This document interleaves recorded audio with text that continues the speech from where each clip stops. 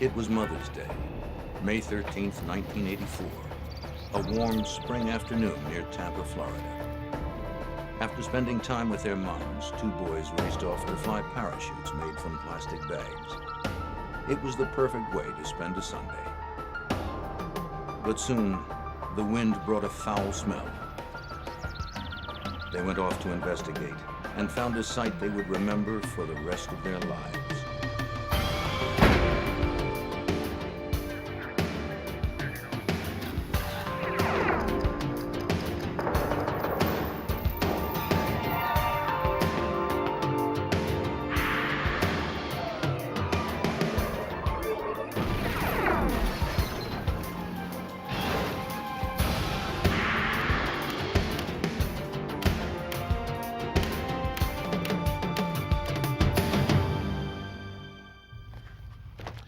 In 1984 in South Florida, a rapist and murderer was on the loose. The killer was a ruthless and terrifying predator, the newest member of an infamous group known as serial killers. He kills just for the sake of it. And though his acts at first seem random, his choice of victims is fiercely selective. A woman's occupation, or even her hairstyle, may be enough to make her a target. It takes time, at least 2 kills, before the pattern emerges. I'm Jim Kallstrom, former director of the FBI's New York office. The serial killer's world is a delicate balance. On one side is the threat of capture. On the other is his overwhelming need to publicize his crime. Our job is to use everything at our disposal to tip the balance in our favor.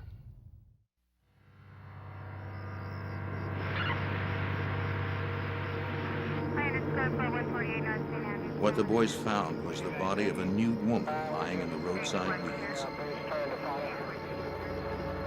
The medical examiner determined she'd been there for about 3 days. Her wrists were bound behind her back, and a rope with a trailing extension was tied around her neck like a leash. Bruises, blisters, and insects covered her body. But it was the position of the corpse that told detectives this was not a typical murder case. Major Gary Terry, then Lieutenant Terry, had just been appointed head of the Hillsborough County Major Crimes Unit when he got the call. But the unique thing about the body to me was the fact that her legs were spread about 5 foot, 5 foot 1 inches apart from heel to heel. A scene that I'll never forget and a scene that I've never seen before. The pose was so grotesque, the body seemed to have been positioned that way deliberately.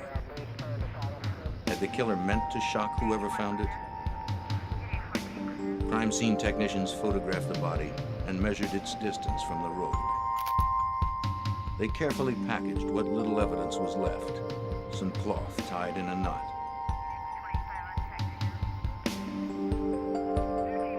Detective Pops Baker of the Hillsborough County Sheriff's Department also found tire tracks. He worked that night to make plaster casts. Tire casts can reveal the make and size of tires to help experts deduce the size and type of car a criminal is driving. They can also link him to a crime scene.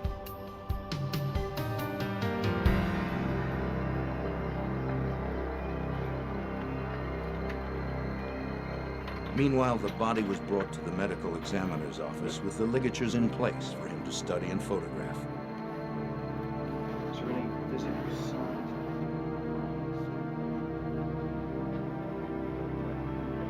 The medical examiner determined the victim had been raped, then strangled to death.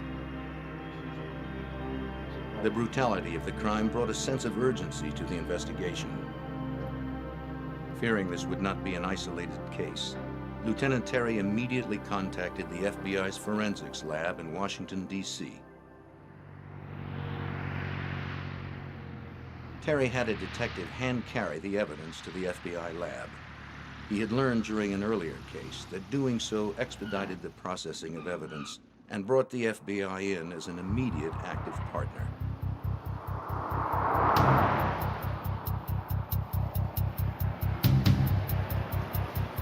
The The FBI lab is one of the foremost forensics laboratories in the country. There are experts on every type of evidence, from bullets to fibers to vehicle parts to nuts. The FBI's knot expert analyzed the ligatures from the Tampa victim's wrists and throat. They had been removed intact in hopes they'd tie the killer to his deed. They might also say something about his past. Specialized knots might reveal that he had been a merchant marine or in the military.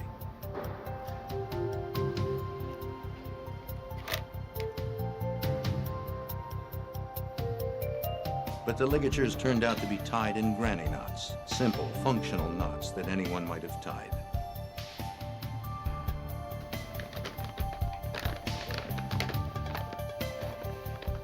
An FBI fiber expert analyzed the fabric found near the body.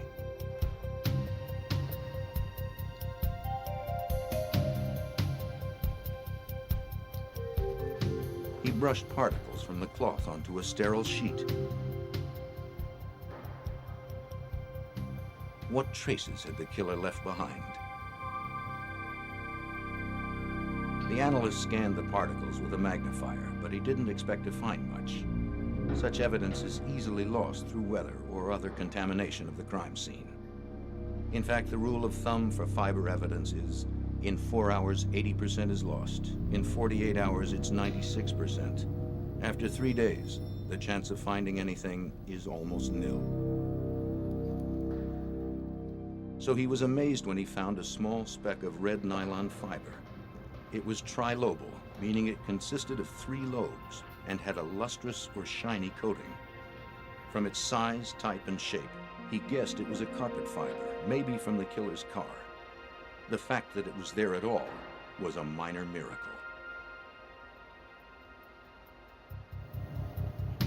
The analyst from the FBI lab told the Hillsborough detectives to keep the discovery secret. If this were a serial killer, publicizing fiber evidence could make him change his pattern or his vehicle, so he'd be harder to find. The FBI's tire lab also scored. From the tire casts, they determined the tires were of 2 different brands. All were well worn and mounted reversed, with the black walls facing out. An irregularity like that could be powerful, incriminating evidence.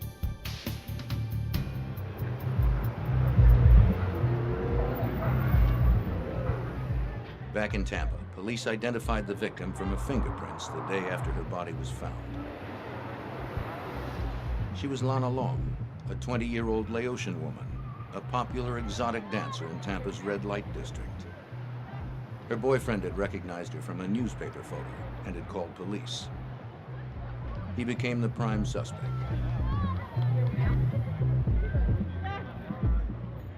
Officers questioned the girls on the strip, but received no information implicating the boyfriend or anyone else. They were stumped. Okay, I'll meet you up here at the tape. Then, just 2 weeks later, the calm of another holiday weekend was broken.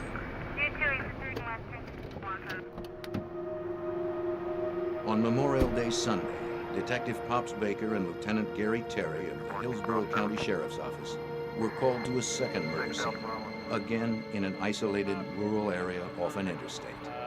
Young female, late 18, 19, 20 range. Like Lana Long, this victim was female, in her late teens to early 20s, and nude.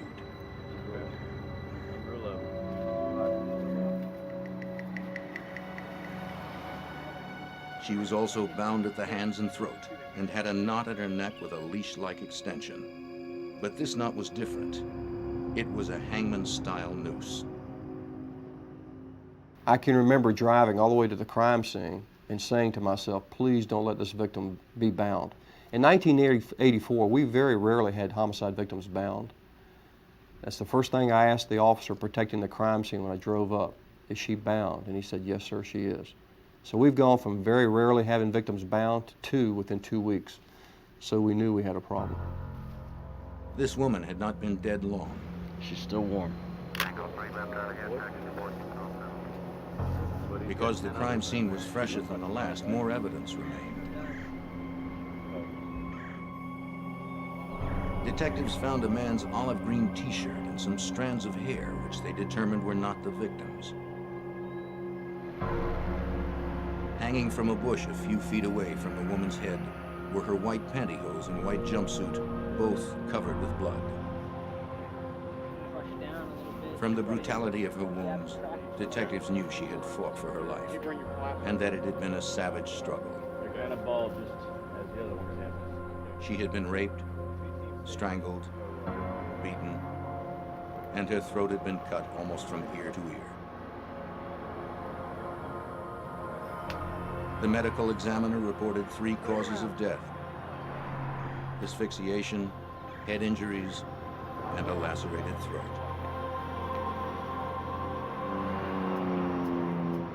As before, Baker found tire tracks.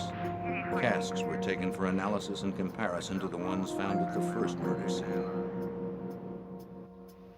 Once again, the crime scene evidence was hand-delivered to the FBI lab in Washington.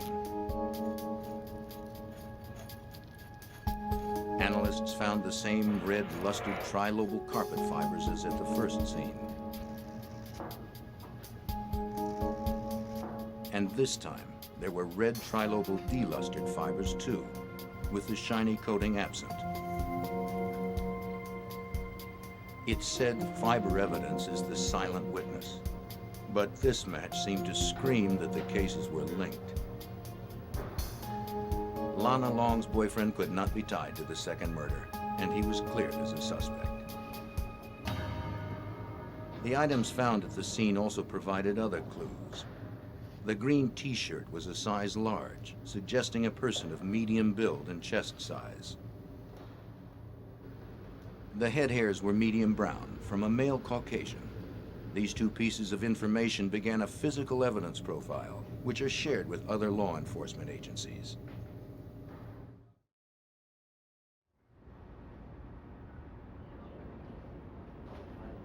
FBI tire expert Sandy Worsema analyzed the tire impressions and made another match.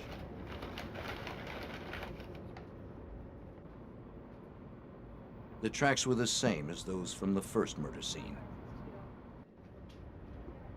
Now she knew the position of each tire on the car and that they were mounted on a mid-sized vehicle. The advantage of having a cast over the photograph is that I can actually pick the cast up, I can light it from different angles and different directions, and hopefully if there are any cuts or nicks or rocks that are caught in the tire, I'll be able to see that in the cast. But perhaps the best clue came from what she didn't know. She knew 2 of the tires with a common Goodyear Viva brand, but a third wasn't on the FBI's extensive reference list.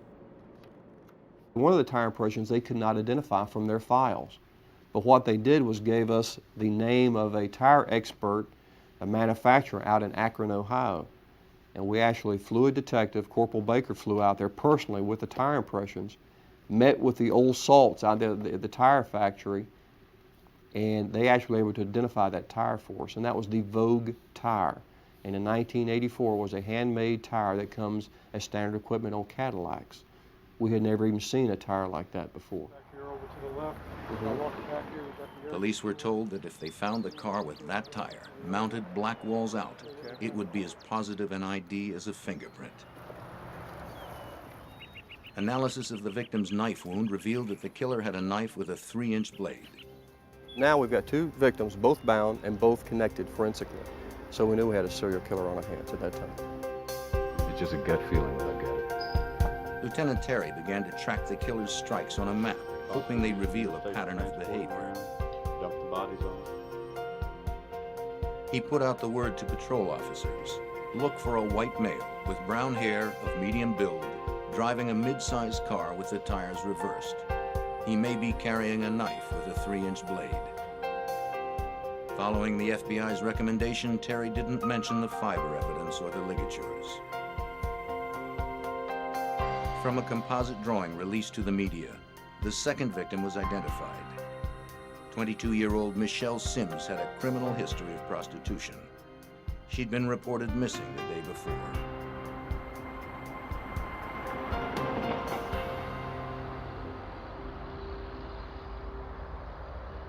A key member of the Hillsborough County investigative team was Detective Randy Latimer. At this point, though, we realized we're dealing with a serial killer that it looked like he was probably preying on prostitutes. So we went out into the areas of the known prostitute areas and then started contacting the girls and let them know what was going on, giving them our business cards that if they saw something strange to contact us, let us know. We're looking for information. We were frustrated that we couldn't get any leads, we couldn't get anything to go on. Hey, Bob, what we got? Well, I've got a body down here. Then on June 24th, another Sunday, Terry, Baker, and Latimer responded to a third murder scene. A worker had found a body in an orange grove. Got a perimeter set up. It was another female, but the pattern seemed different. This one was fully clothed, and there were no ligatures, so there was no reason to believe it was linked. Well, as you can see, But detectives didn't rule it out. looks like it's been undisturbed for quite some time. They delivered the victim's clothing to the FBI lab, just in case a connection could be found.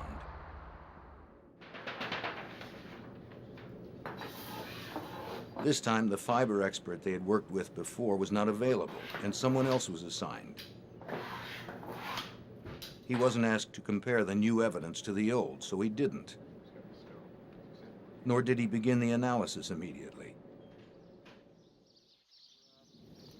Doesn't look like, The body was so badly decomposed it only weighed 25 pounds, including clothes. It took some time to get an ID, and when it finally came, the victim's lifestyle didn't fit the pattern either. 22-year-old Elizabeth Ludenbach of Tampa was a shy assembly line worker who lived with her family. She had no criminal history and was not a prostitute, although she did frequent bars on Tampa's Strip.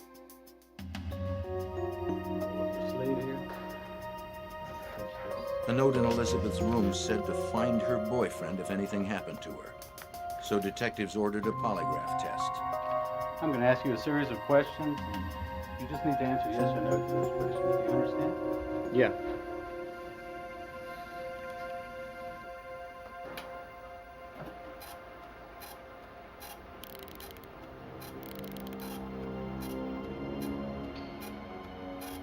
Did you know Elizabeth Ludenbach? Yes.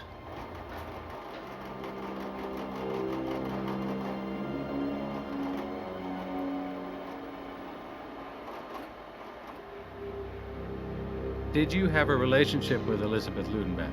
Yes. Did you ever harm Elizabeth Ludenbach? No.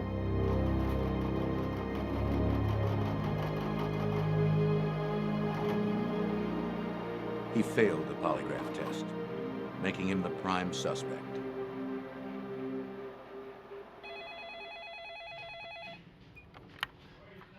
It wasn't until mid-September, 3 months after the discovery of Elizabeth's body in the orange grove, that the results came in. Yeah? The FBI had a match. Yeah? They found red That's carpet fantastic. fibers identical to those found in the first two murders. Looks like Ludenbach is ours. They Good. found red fibers that connected up. Now they had 3 related killings. Terry entered the new scene on the map. Any kind of significant difference? Every detective on the homicide squad was working the case. The nature of the investigation began to change. Instead of focusing on boyfriends and neighbors, detectives pursued an unknown killer terrorizing the women of Tampa. We've taken the entire homicide unit now, are concentrating on these cases. And we're running down leads, we're getting telephone calls about different people, and we're checking those leads out. We're doing a background investigation of these particular victims, and we're coming up empty. And all we have to do is, unfortunately, wait, and then there's another victim is discovered. And that is victim number 4.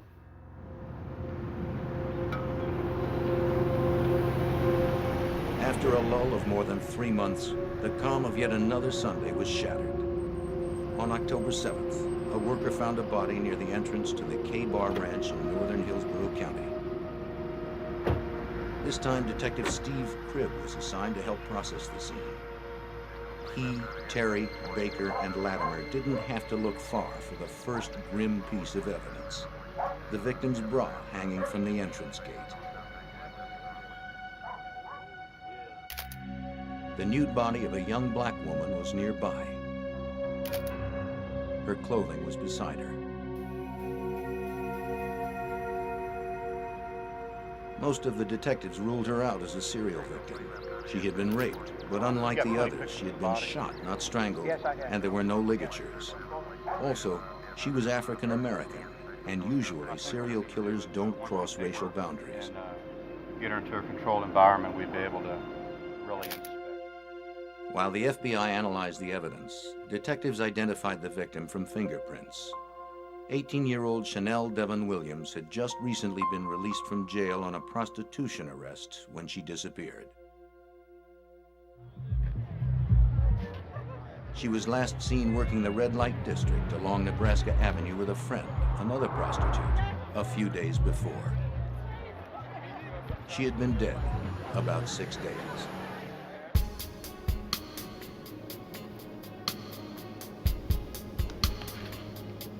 The FBI's hair and fiber analysis revealed it was the work of the serial killer. Both types of red fibers were found on Chanel's clothing, along with a brown Caucasian pubic hair. By crossing racial bounds and using a different weapon, the killer had changed his routine. Shifting from a pattern is very rare in serial killers and would make this one more difficult to capture.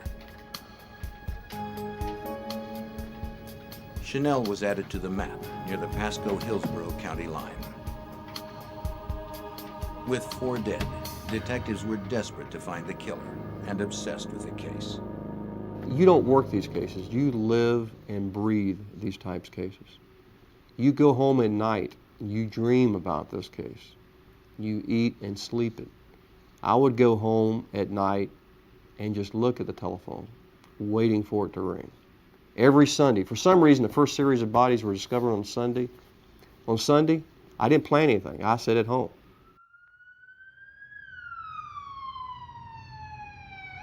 Indeed, the Sunday after Chanel's body turned up, Terry, Baker, Latimer, and Cribb were called to another murder scene. This one was near Lake Thanodasassa, northeast of Tampa. A couple of amateur archaeologists had uncovered a morbid find. At the side of the road was a woman's body, wrapped in a gold-colored bedspread, tied with a blue jogging suit. Now take it. We need to.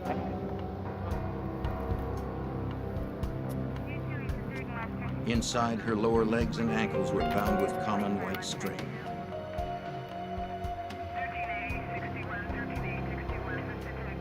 Her hands were tied in front of her with a red bandana. She had been bound, raped, strangled, hit on the forehead, and dragged through the dirt. It seemed the killer was back to his old pattern. The woman was quickly identified from fingerprints as 28-year-old Karen Dinsfriend. Raised in an affluent suburban household, she had died a drug-ravaged prostitute. She was last seen alive in the early hours of the day she was killed.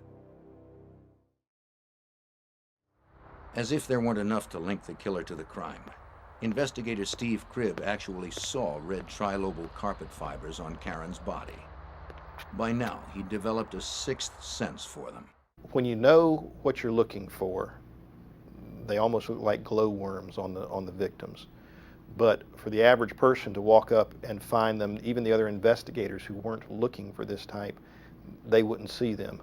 But they became such a key point of the investigation that when we went to a crime scene, that's one of the first things we would look for with the carpet fibers. At the FBI lab, the fiber expert compared these fibers to the ones from the other crime scenes. They matched. There were now 5 cases linked to a single killer, but there was still no name, no face, and no one under arrest. It becomes very frustrating that you know someone else is going to die because you haven't stopped the suspect. You have enough information to know that he's doing it, but not enough information to pick him out of the crowd if he were to bump into you walking down the mall. Because you have to remember, in this series of cases, our concern is if we don't stop this guy, if we don't find him today, he's going to kill somebody tomorrow or the next day, and when in fact he did. 2 weeks later, on Halloween, another victim emerged. A contractor digging a ditch found the mummified remains of a woman's body. Terry, Baker, Latimer, and Cribb arrived at the scene.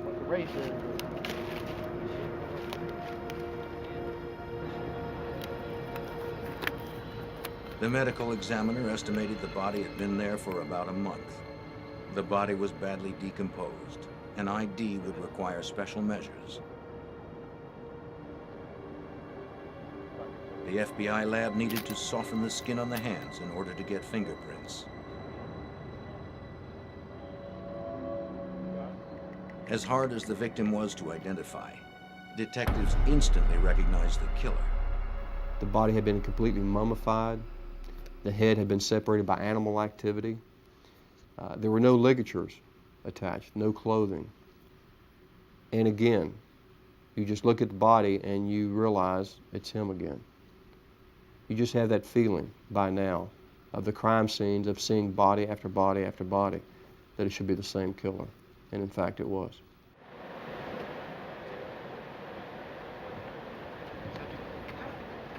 Then at 7:30 a.m., on Sunday, November 4th, a call came in to Tampa police that seemed unrelated. A man reported his daughter had been abducted and raped. 17-year-old Lisa McVeigh was leaving work at a Krispy Kreme donut shop on her bicycle. It was around 2:30 a.m. A man snatched her off her bike, threw her into his car, and drove off.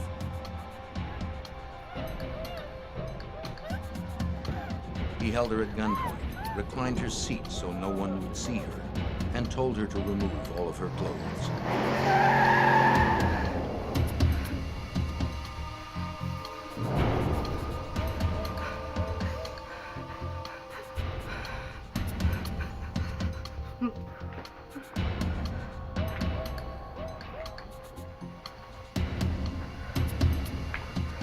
He took her to his apartment, bound and gagged. She'd been sexually abused before, and she knew how to read the moods of an abuser. Lisa sensed resistance might send this man into a rage, so she quietly did what he wanted. Lisa memorized all she could about her surroundings. At first, she peeked out from beneath her blindfold. Then, when he uncovered her eyes, she saw everything, including his face. She was certain that now he'd never let her leave alive. He took her to his bedroom and repeatedly raped her for 24 hours. Sometimes he slept, but she knew he was armed and that he'd kill her if she tried to leave.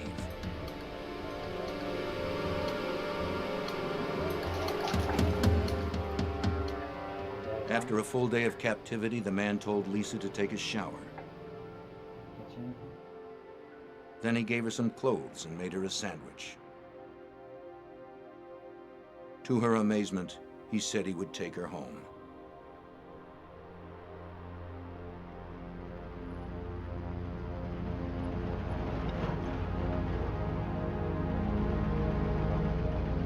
At around 3 a.m., they drove toward her neighborhood.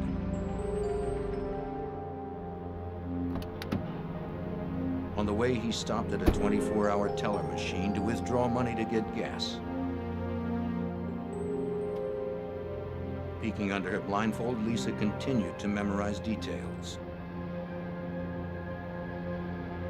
The Howard Johnsons, road signs, the word Magnum on the dashboard of his car. finally released her near her home.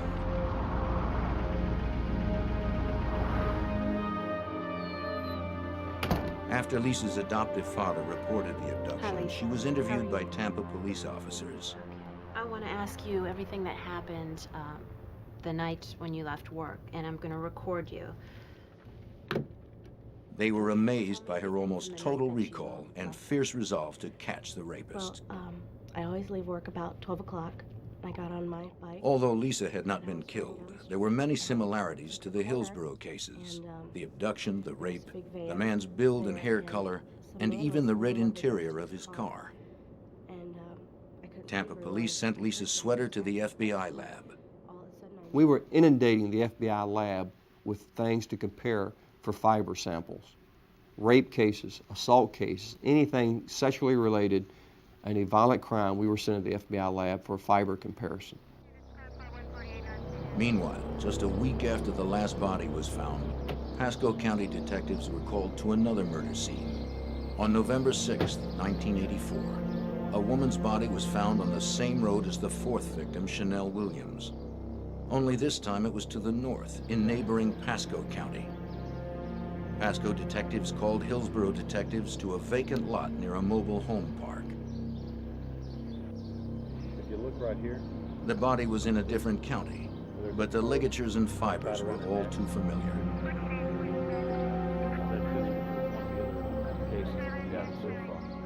Although the body had decomposed to mainly bones, the telltale leash was still attached around the neck. a little bit of shoelace right around There was another ligature on an arm bone. It's supposed to appear to be 20 ounces of Near the body were the woman's tattered blouse and panties, and some jewelry. Careful of that ligature around the neck. We're going to just leave that there. The bones were scattered over almost an acre. When the medical examiner pieced them together, they seemed to belong to a young, white female. She was later identified as 18-year-old Virginia Johnson. Ginny divided her time between Connecticut and Florida, where she worked as a prostitute. She'd disappeared on her way to buy cigarettes about 3 weeks earlier. After all that time, it seemed impossible, but the FBI lab found a single red, lustrous fiber in Ginny Johnson's hair.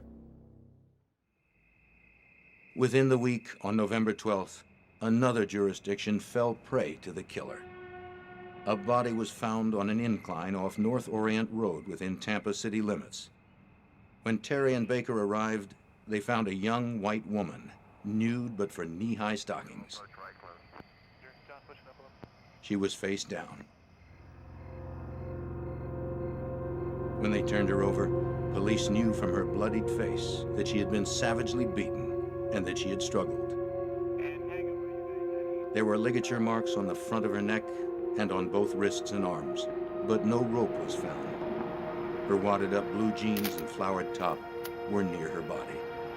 Detectives Baker and Cribb immediately saw something stuck to the blue jeans, tiny red fibers. In the pocket of the jeans was the victim's driver's license. Kim Marie Swan was a 21-year-old part-time student who sidelined as an exotic dancer. She was last seen leaving a convenience store near her parents' home the previous afternoon. It seemed the killer had pulled off the road and thrown the body out of his car. There were faint tire impressions in the grass near the roadway. They would match the casts made earlier. The killer was picking up the pace of his killings, and the body count stood at 8.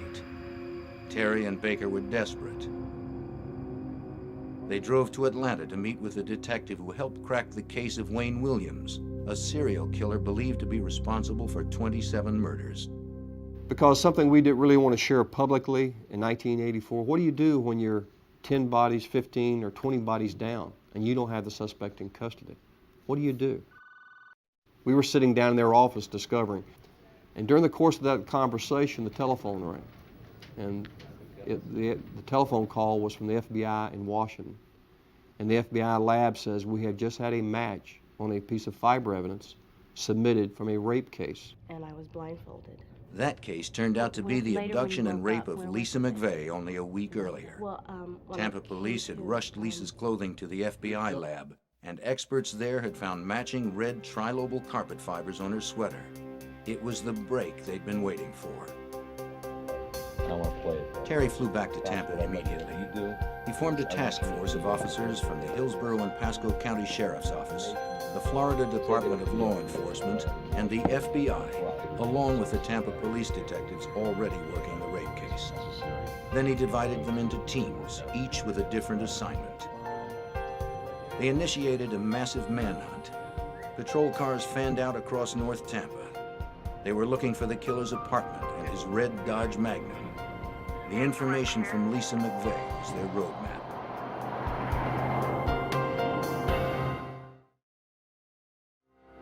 The additional personnel and resources brought in by the task force stepped up the search for Lisa McVeigh's abductor. Because the perpetrator used an ATM, one team of investigators subpoenaed the November 4th bank records for all local automatic teller machines. Another team subpoenaed a select list of all the Dodge Magnums in Hillsborough County, almost 500 cars. Then they compared the bank records and the list of Magnum owners, looking for a name that matched. And the unique thing when you looked at both lists is that one name jumped out at you is Robert Joe Long. He had a money transaction from the money teller machine, early morning hours. He also was a registered owner of a Dodge Magnum. In addition, earlier that day, a task force team from Tampa spotted a red Dodge Magnum on Nebraska Avenue, the killer's hunting ground. The detectives stopped the car. They told the driver they were looking for a robbery suspect. From his license, they identified him as Robert Joe Long. They photographed him and wrote up a field report. He was cooperative, but wouldn't let them search his car. Of course, they contacted the task force headquarters when they made the stop, and we told them go ahead and stay with it at that particular time, stay with the car once it left, and we put a surveillance team together then to stay on him. At that time, a photo pack was assembled, a lineup of photographs, in which he was placed in that photo pack. That photo pack was shown or displayed to Lisa. She looked at it and said, "That's the guy that kidnapped me." She pointed out Bobby Joe Long. Lieutenant Terry had his man, but he couldn't risk making a mistake with a quick arrest. He needed time to obtain warrants and organize his team. To ensure public safety, Terry ordered non-stop surveillance of Long. Units followed Long's every move in unmarked cars. Maybe he sensed they were on his trail because he started cleaning house. Officers cleaned up right behind him.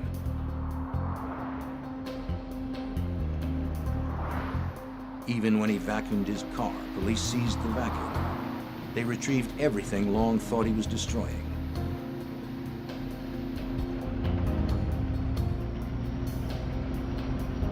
After months of tracking a phantom killer, the task force was not about to let him slip away. Less than 24 hours after Lisa McVeigh identified Bobby Joe Long, the arrest plan was firmly in place. The task force moved in. They had followed Long to a movie theater. I'm right over here, Stewie. As he watched the film, undercover detectives watched him. Long seemed unaware he was surrounded. We're sitting at the war room we had constructed down at the operations center. We're heading, and everything is just going 90 miles an hour.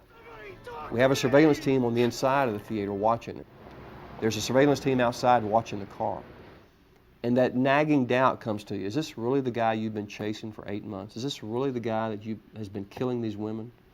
So we tell the surveillance team outside, listen, whatever you do, get up to his car. I don't care if you have to low crawl, whatever you have to do, get to the car and tell us what kind of tires are on the car.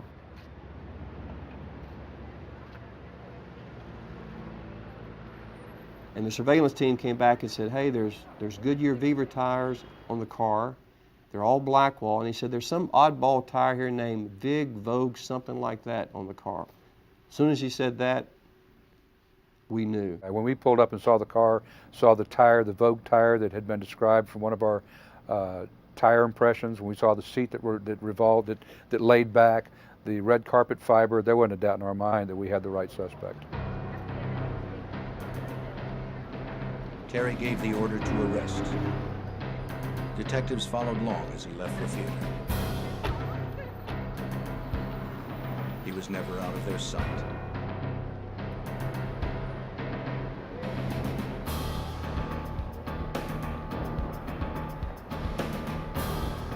They didn't know if he was armed, so as he approached his car, they jumped him and brought him to the ground.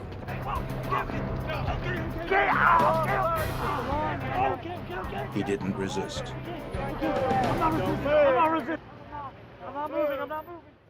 He was on the ground when I walked up to him and placed my badge next to his face and identified myself as a deputy sheriff, advising him he was under arrest. They took Long's car to the Hillsborough County Sheriff's office garage.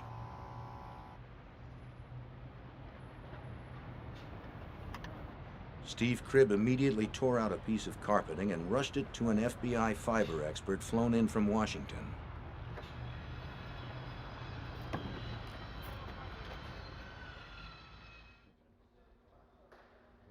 Statement from you? All right. Meanwhile, Randy Latimer and members of the task force interviewed Bobby Joe Long, who had declined his right to an attorney. I heard when they arrested you out on the street that you got some cuts and stuff on your hands and arms. Did they take care of all that for you? Oh, yeah, just a couple scrapes.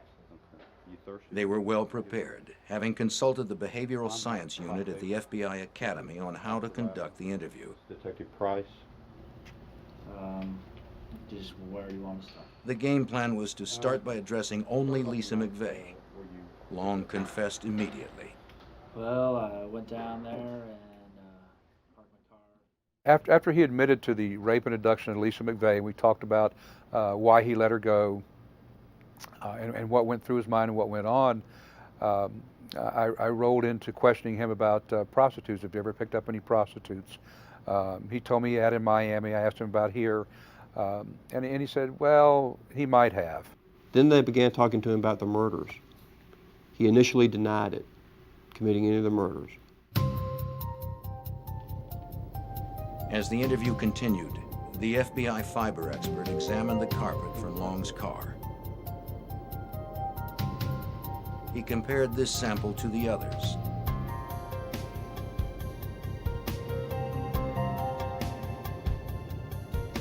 It was the moment of truth.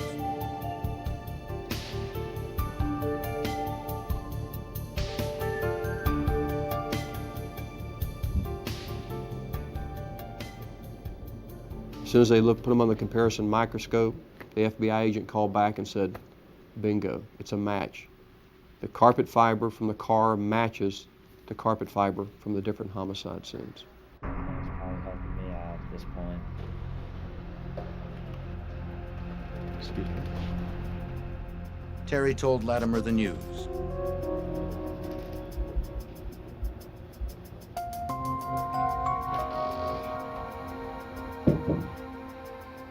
Then Latimer explained it to Long. We just got information. He told him about the fibers and their significance, and about Long's brown head hair found at the crime scene, and the Vogue tire.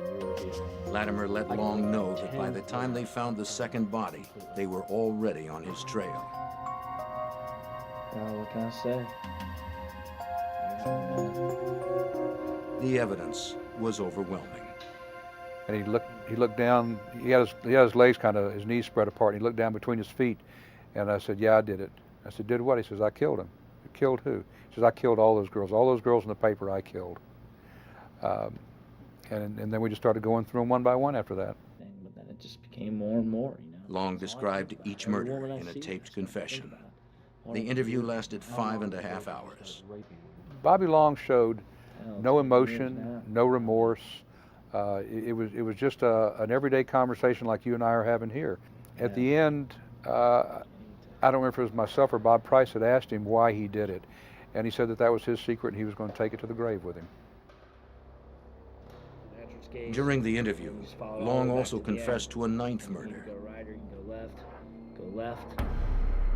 When detectives found her remains, they also found more of the tiny red carpet fibers.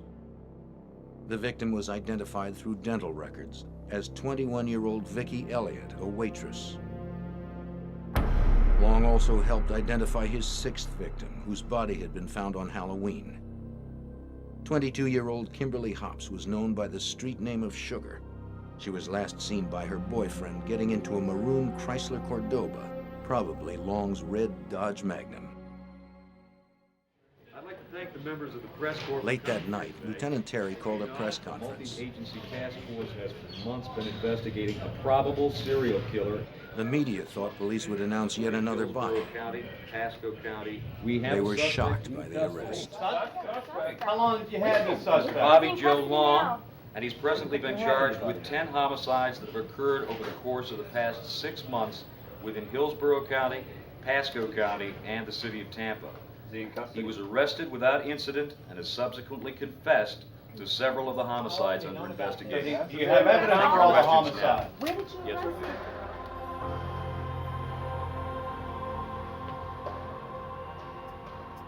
Open 5. In the coming days, Hillsborough detectives learned they weren't the only ones tracking Long. Task Force member Charles Troy, a Pasco County detective, stumbled upon the truth. He realized that Long fit the description of a man who had raped a Pasco woman months ago.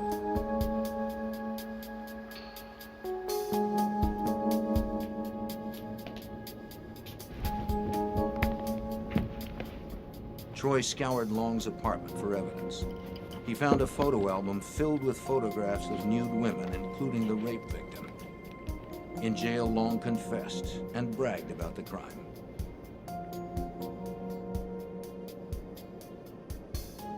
Detectives had also found clothing and jewelry from Long's other victims.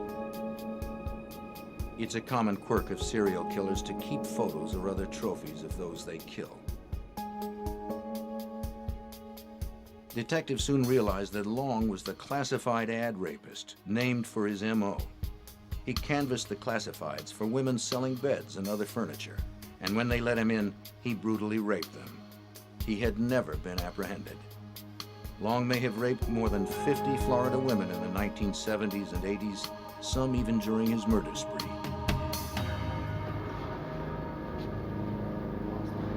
Now with Long finally in jail, detectives reflected on lessons learned. It just shows the importance of physical and trace evidence, shows the importance of the cooperation with the laboratory and what they can do for you, and the effort that you have to put at a crime scene. The hours you need to spend there, you can't rush. You just have to be deliberate, take your time, and be professional in what you're doing. Because oftentimes the answer is sitting right there in front of you. And the smallest speck, the smallest little piece of information may be the one key that breaks this case. As detectives got ready for the Thanksgiving weekend, they thought the horrifying 8-month string of killings was finally behind them. They packed up the boxes of evidence and hoped some semblance of normalcy would finally return. But even then, a quiet holiday seemed to evade them. On Thanksgiving Thursday, a couple out walking found a skull, bones, and some clothes, as well as 3 pieces of rope, including a leash-type ligature. But what he really enjoyed was the pain, the torture, and the torment, and the control he exercised over these victims. You can see that in the early crime scenes with the leader, the leash-like attached to their neck, where he choked them out of consciousness. Then the victim wakes up, and he's still there astride her, raping her, torturing her. That's where Mr. Long got his enjoyment, his kicks. Killing, just eliminate a witness. He could do that without any compunction, without any trouble at all. When a forensic dentist linked the body to a missing persons report, Long confessed. The victim was Artisan Wick, an 18-year-old bride-to-be who had vanished from a northeast Tampa street corner on March 28th. She had been missing for 8 months. Ironically, Wick was the first victim taken, though the last one found. She brought the known death toll to 10, but Terry has always believed there were more. I'm confident he's killed other women, other people. Are we going to find those bodies or discover those other cases? I don't know that we ever will. Bobby Joe Long was never convicted in the classified ad rapes, in part because the statute of limitations had expired by the time he was caught. He did receive 6 life sentences and 693 years for attacks on women in 1984 and 85. For the Hillsborough murders and the rape of Lisa McVeigh, Long received 33 life sentences. He was sentenced to death for the killings of Virginia Johnson and Michelle Sims. After sentencing, Long left the courthouse whistling a tune. Mr. Long is a killing machine. He became very proficient at what he was doing, very skillful at it.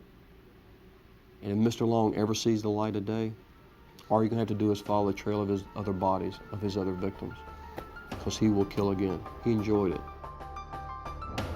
Long remains on Florida's death row, with no date set for his execution.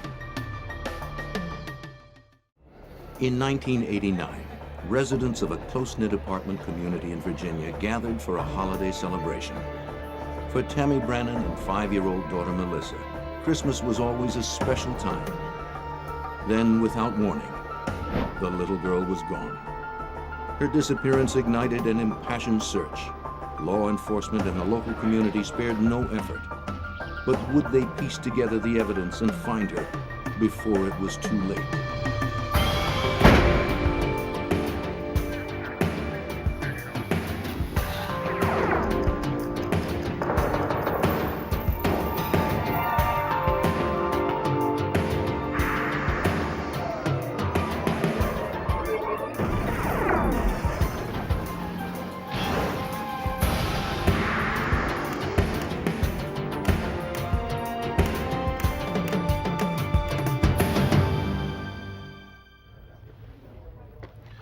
In 1989, in front of close to 200 witnesses, a child disappeared. 5-year-old Melissa Brennan vanished from a Christmas party at her mother's apartment complex in Virginia. Children have a way of wandering off, but it soon became clear this was more than a case of a lost child. Someone had taken Melissa. What sorrow compares to a mother's grief? What kind of monster preys on children? I'm Jim Kallstrom, former director of the FBI's New York office. The hunt for Melissa galvanized the community as a nation held its breath and waited for word. All victims deserve justice.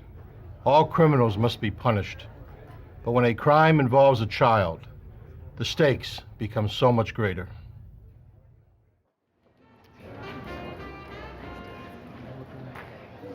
On December 3rd, 1989, the Woodside apartment complex in Lorton, Virginia held its Yuletide Christmas party. The Woodside was a large but friendly complex, a community that revolved around family life and children's activities. The kids were always excited about the party, which meant special treats and presents. A single mom, Tammy Brannon, had found in the Woodside complex a safe community in which to raise her only child, Melissa. As the evening wound down, Tammy stopped to visit with a friend before going home. We'll have some pizza. How about that? Okay? Can I go get some potato chips? Okay, we'll come right back. Okay. I'm just wrapping down the ocean. Really? Mm-hmm. Good for you. Yeah. Did you? We gotta get ready. Okay. We have a lot to do. This kid's so big. So cute. She is. Did you see where she went? She lost sight of her daughter for only a few seconds.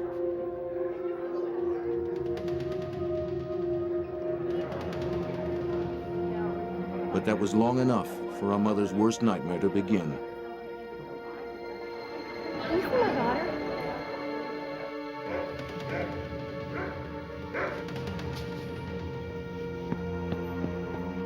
Melissa?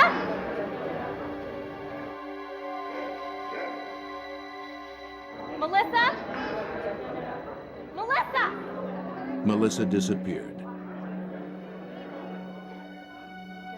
The Fairfax County, Virginia Police Department was called immediately. Now, I'm going to do everything I can to find your little girl, but you have to tell me everything you can possibly. Detective Bill Wilden assured Tammy they would do all they could to find her little girl. The detectives began questioning the people at the party.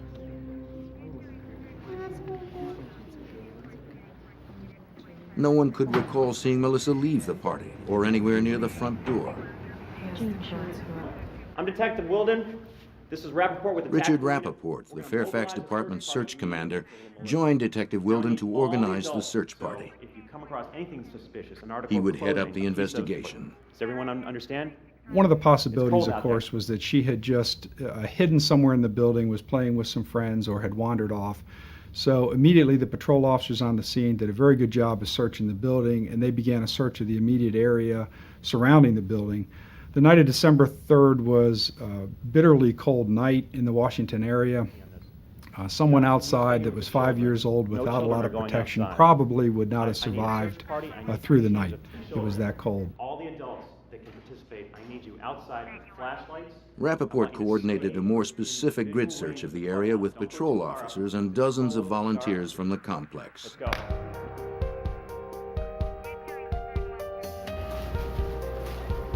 The search effort began. Nearly 100 neighbors, police, and Army personnel from nearby Fort Belvoir combed the woods around the complex. Most were parents themselves, united by a single concern: to find Melissa. Like the detectives, they expected to find a shivering and frightened little girl lost in the dark woods and crying for her mother. Officers began to question the 200 people who had attended the party and interview over 400 other Woodside residents.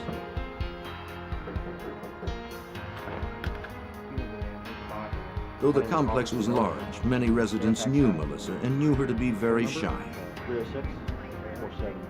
Shocked to hear that she had disappeared, almost all expressed doubt that she would ever have gone off without her mother, and certainly not with a stranger.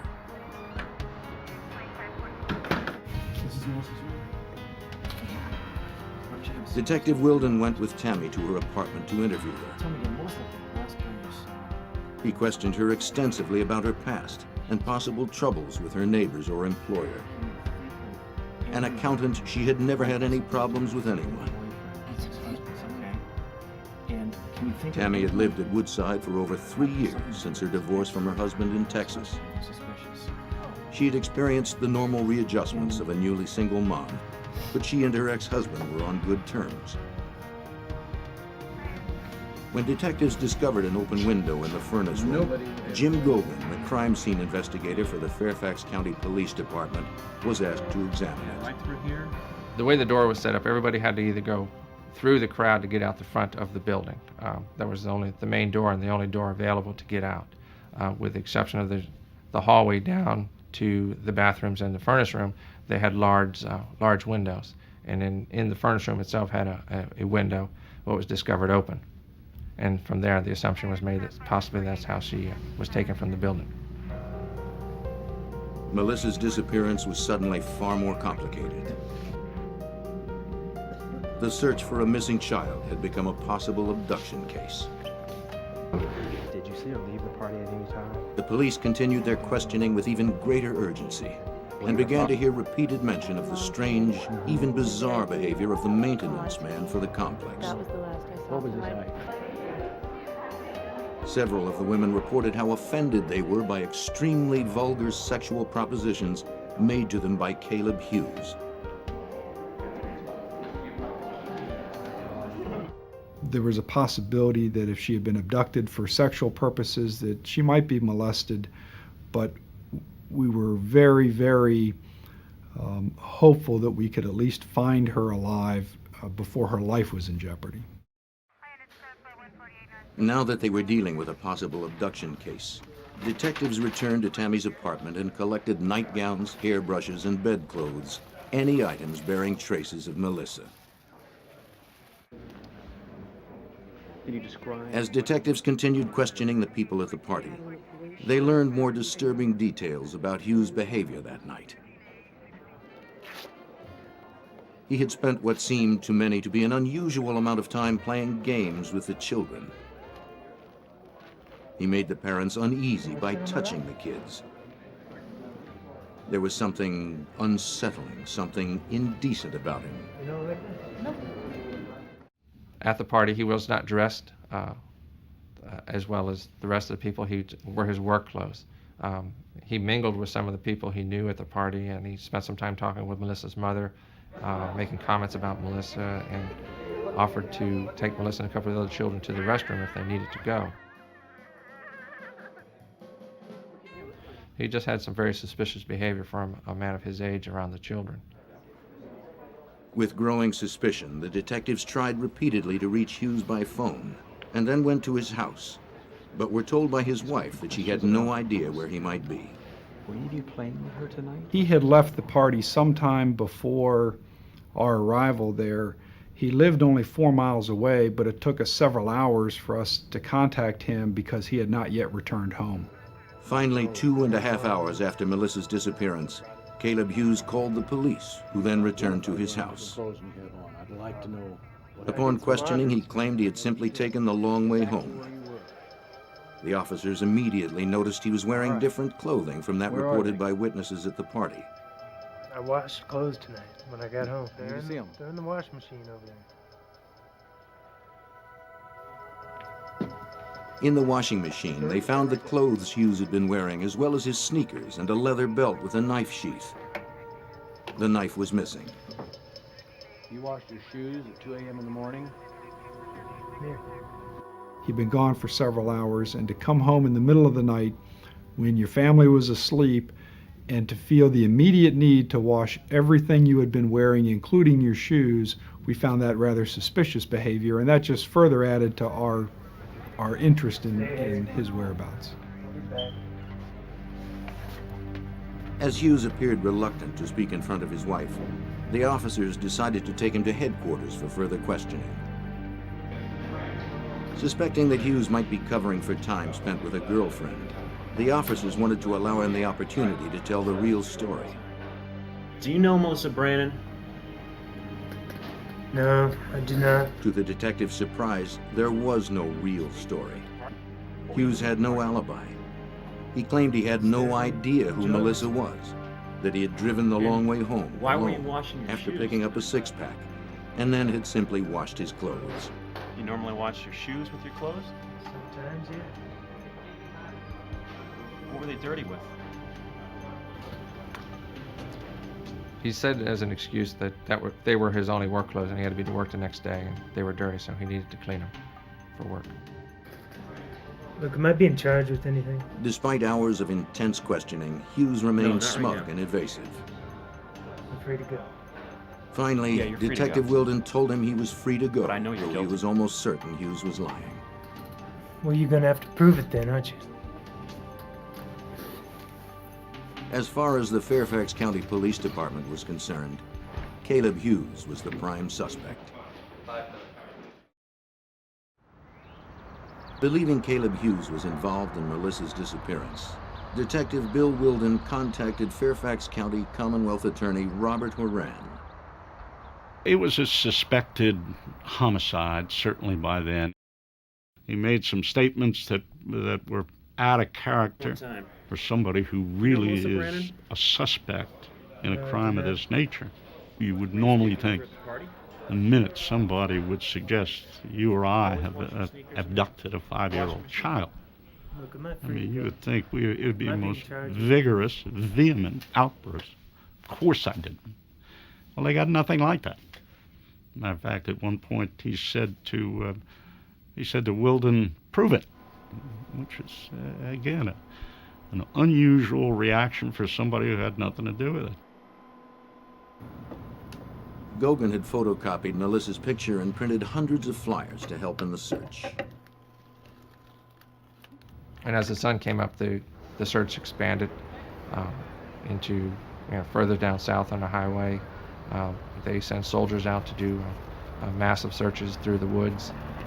along the railroad tracks, and as possible ideas of locations where she might have been were developed, again, hundreds of people were gathered to search and walk those areas.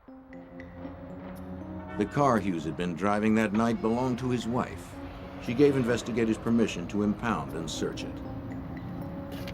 Detectives examined it for fingerprints, blood, fibers, hair, any evidence that would document Melissa's presence there. Fingerprint tests revealed that only the Hughes family had left prints on the car. Next, all the hairs and fibers needed to be collected from the interior. This type of trace evidence was usually retrieved with a vacuum cleaner, but there was simply too much debris inside. When I first approached the car and looked inside, I just kind of went, whoa. They had two large dogs, the Hughes. They carried them a lot in that car. It was just cluttered with dirt and debris and just a mess inside that car. And I just kind of shook my head like this was going to be a real challenge. So I decided to use the masking tape as an alternative to the vacuum cleaner, just hoping to just get what was on the surface.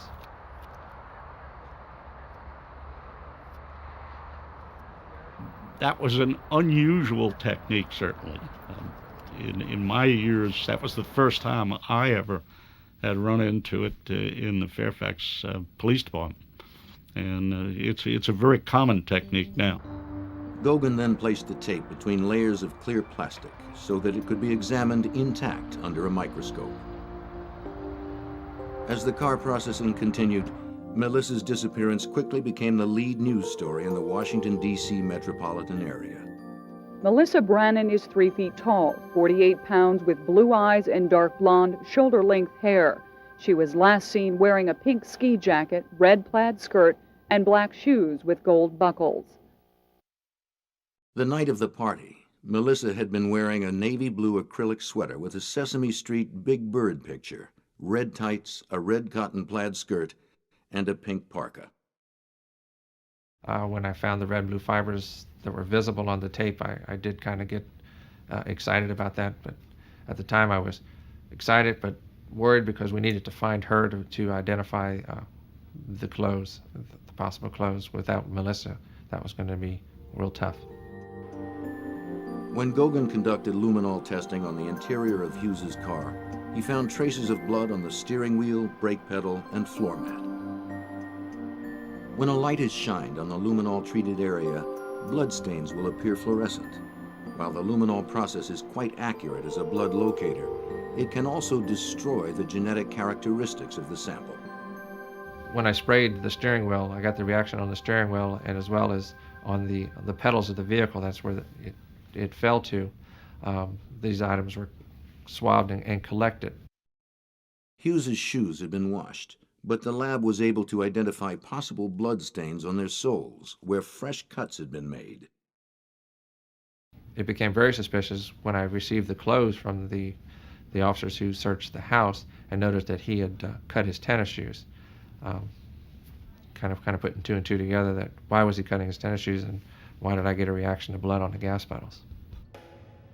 Surely Caleb Hughes had tried to cover his tracks to avoid a link to an unimaginable crime.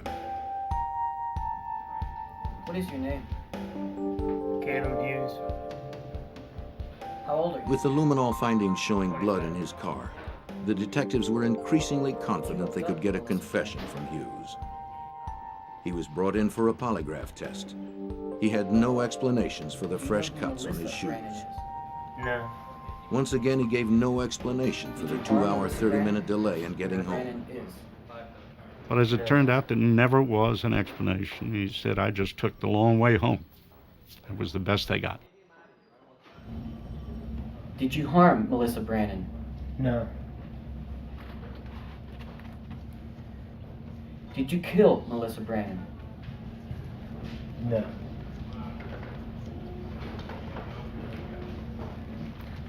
These are proven to be deceptive. When Hughes denied outright that he had killed Melissa, polygraph examiner Rick Danielle was sure he was lying. He really denied ever having seen this child, denied knowing who the child was. He was showing pictures of her, never seen that child before. And of course, the police knew that was not true because he had been at the same table with the child, had talked to the child. You got the wrong guy. I'm asking you about what you did. You got the wrong guy. Danielle was absolutely satisfied he was hiding something, that he was lying about something. So close to getting you. I'm out of So here. close. He was attempting to deceive him. But of course, none of that under Virginia law, as you may know, none of that's evidence. You're not allowed to use it at trial.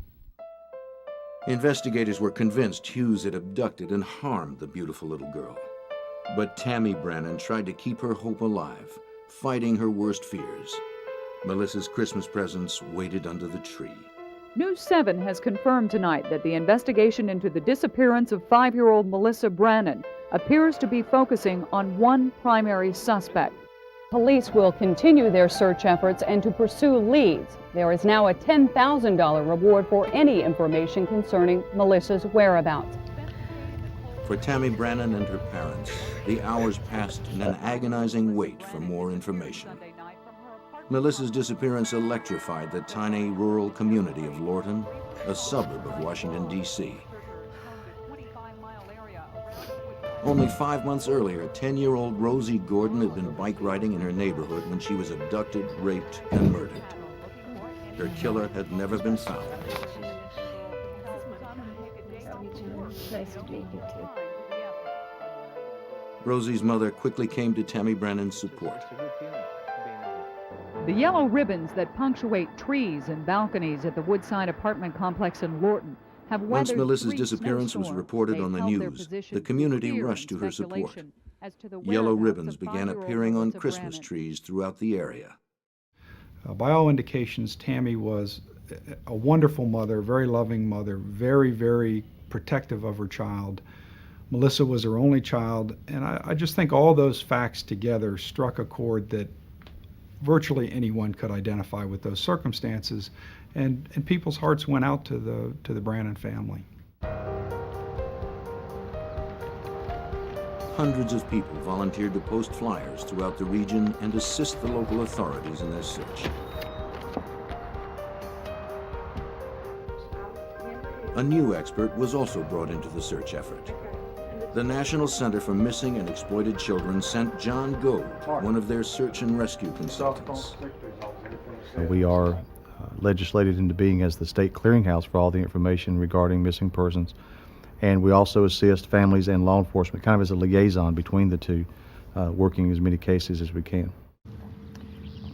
After debriefing, Gold and his partner went directly to the apartment complex clubhouse. Check your stride out here. Outside, they found adult male footprints leading from the furnace room window to a split rail fence whose top rail had recently been broken.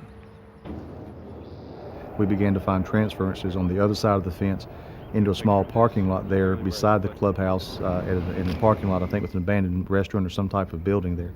And that's where the track stopped. Straight through here, over this fence. Right from the beginning, we found the adult footprints, but we never found a child's footprints. So we felt comfortable that if that was the abductor we were looking for, and we felt pretty comfortable that it was, that Melissa was probably being carried, even from outside the window, was being carried by the abductor to the point where she and the abductor got in the vehicle. But where would Hughes have taken her? I don't know. Detectives received a lucky break when they interviewed Hughes's wife. She had been somewhat suspicious that he might go somewhere else after work. She didn't want him to go anywhere except to work and directly back home. And so unbeknownst to him, she had made a note of what the mileage was. And the following day told us that she had checked the mileage again and that 12 miles had been put on the car. We now had another piece of possible information about the extent to which he could have gone that night. We first marked the location of the crime. This was the apartment complex in southern Fairfax County. We next located Caleb Hughes' residence, which was in northern Prince William County, roughly in this area. We then took a string that was the equivalent of 12 linear miles and tied the two ends of the string together and placed them over the pins. So we simply took a pencil and defined that area so that any point at the end of that string represented the outer limits of the search that was conducted on December the 8th. Within 3 days of Melissa Brannan's disappearance, investigators had organized a 25-square-mile joint search with the Army, Police Department, Civil Air Patrol, and Coast Guard. Over 500 volunteers turned out for the effort. We have a 12-mile radius that we need to cover. Black hat leather shoes, with gold bows, and pink hooded jacket. We had dozens of search teams that were comprised of trained law enforcement people, civilian volunteers, and military personnel. They were doing step-by-step searches of defined areas. Each area had been broken down and was assigned to a team. We're going to be looking for the clothing a lot. That's going to be one of the main things. They had specific instructions on how to search. If they found anything which they thought might be evidence, they were to mark it, not to disturb it, and we had teams of crime scene people who would then respond to that particular location and process the evidence. At this point, we've not found anything today that puts us any closer than we were this morning. The volunteers were frustrated and extremely disappointed. I know there were nights when I would go home and my family would have seen a newscast about another day of searching, and my own children would say, "Daddy, are you going to find that little girl? When are you going to find that little girl?" And I think that was a conversation that was occurring in the homes of dozens of investigators and police officers involved in this case.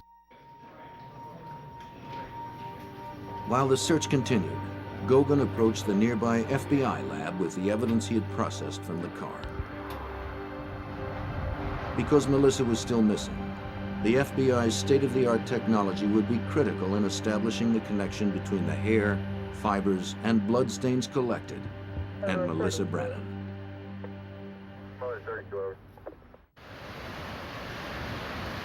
Agent Doug Diedrich of the FBI's Trace Evidence Unit would examine the evidence. Perhaps he could find a link to Melissa Brannan.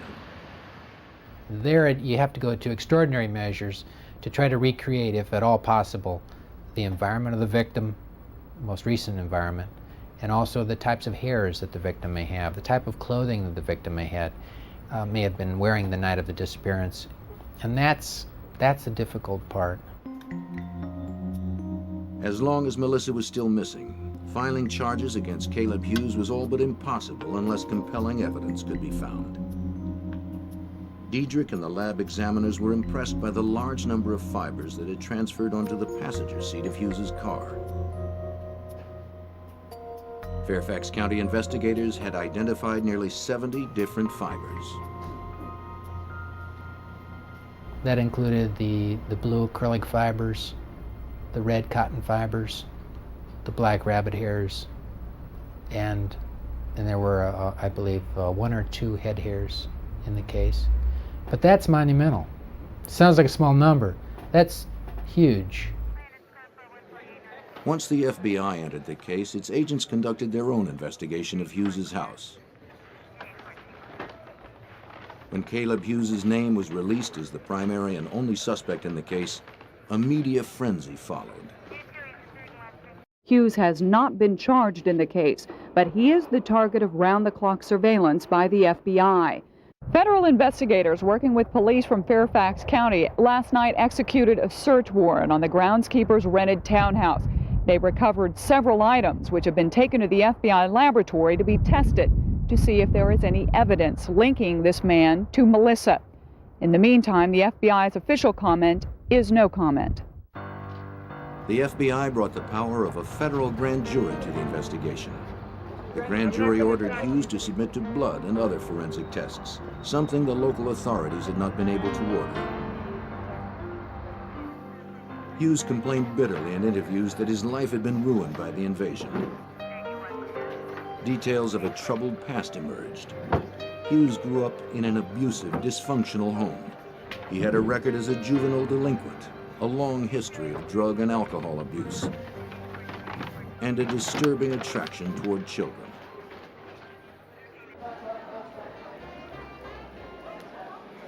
As an adult, he had been convicted of larceny.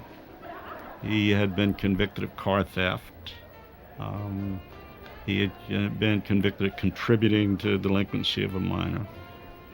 The evidence indicated that he did spend a lot of time with young children, nobody the age of Melissa Brannon, but certainly a lot of children in their early teens.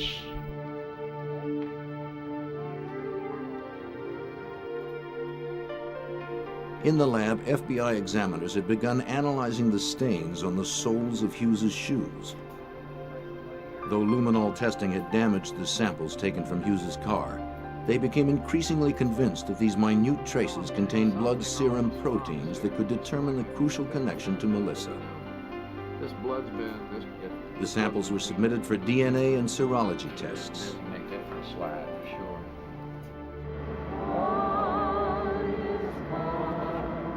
15 days after Melissa's abduction, a candlelight vigil for Melissa was held at the apartment complex.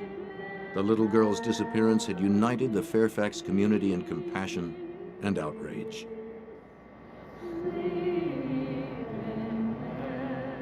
And during that whole Christmas season of 1989, that every night on the 6 o'clock news, you saw the video shot that her grandfather had taken of Melissa Brannon. And I'm sure I was like many people in the metropolitan area of Washington who felt that they knew her from seeing this lovely child every night on television. But shortly after New Year's, a judge in the next county received a letter from Hughes's probation officer informing him that Hughes had violated probation for an auto theft conviction 2 years earlier. On January 24th, the judge revoked Hughes's probation, and he was finally put behind bars.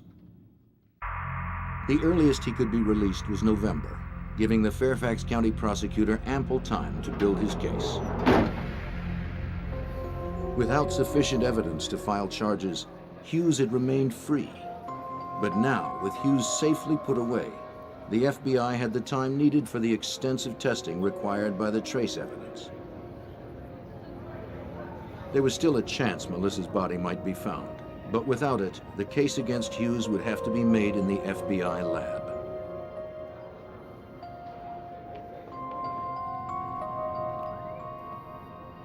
Already, FBI examiner Doug Diedrich had found his first big break in the case.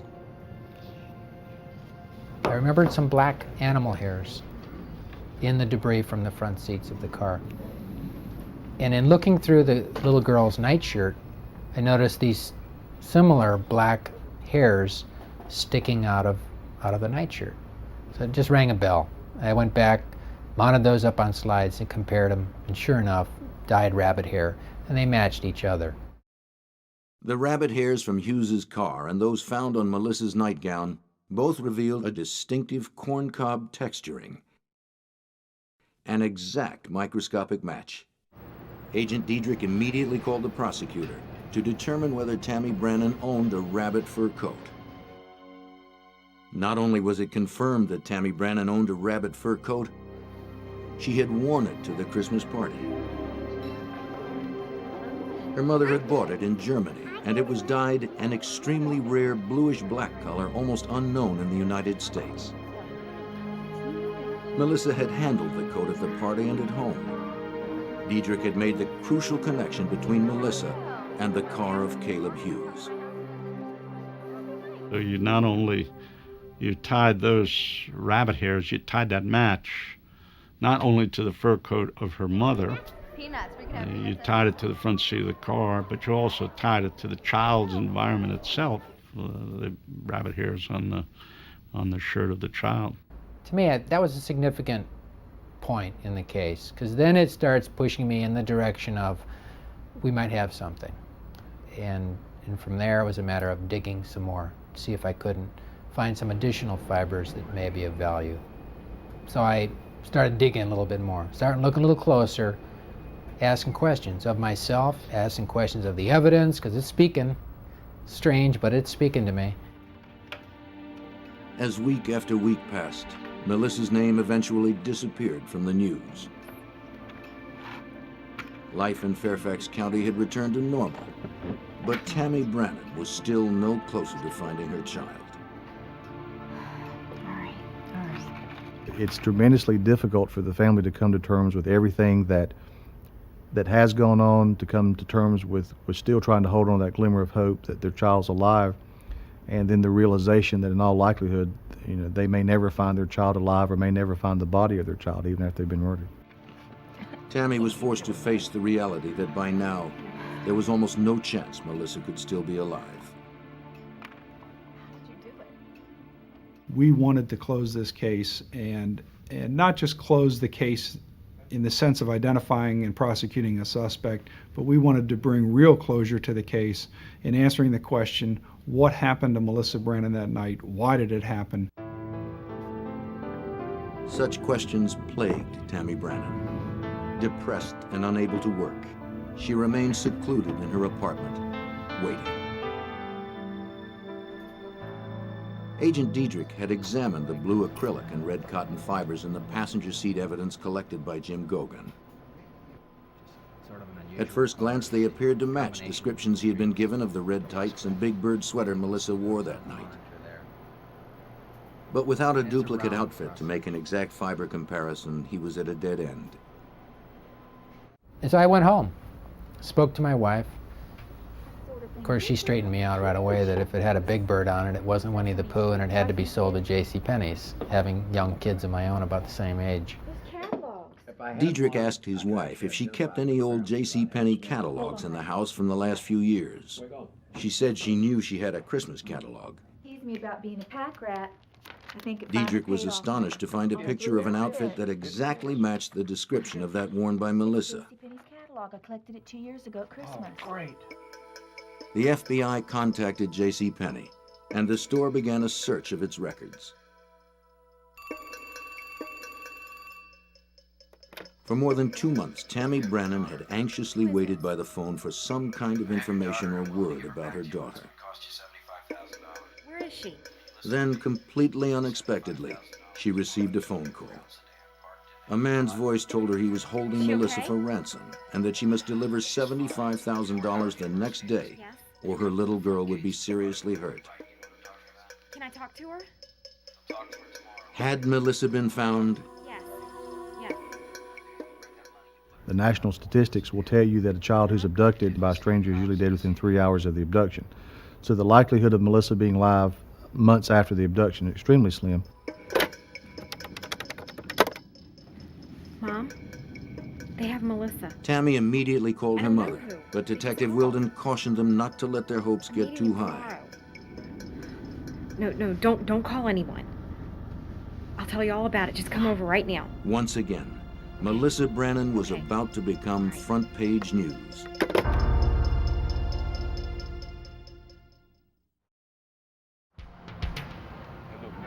Detective Wilden had instructed Tammy Brannon to cooperate with the ransom demands in the hopes her daughter would be recovered alive. As extortion falls under federal guidelines, the FBI coordinated the ransom drop. The FBI SWAT team was ready when 2 young men showed up in the parking lot to pick up the money. I see them getting ready to open up the door. We got the bag. Go. Here we go. FBI, freeze!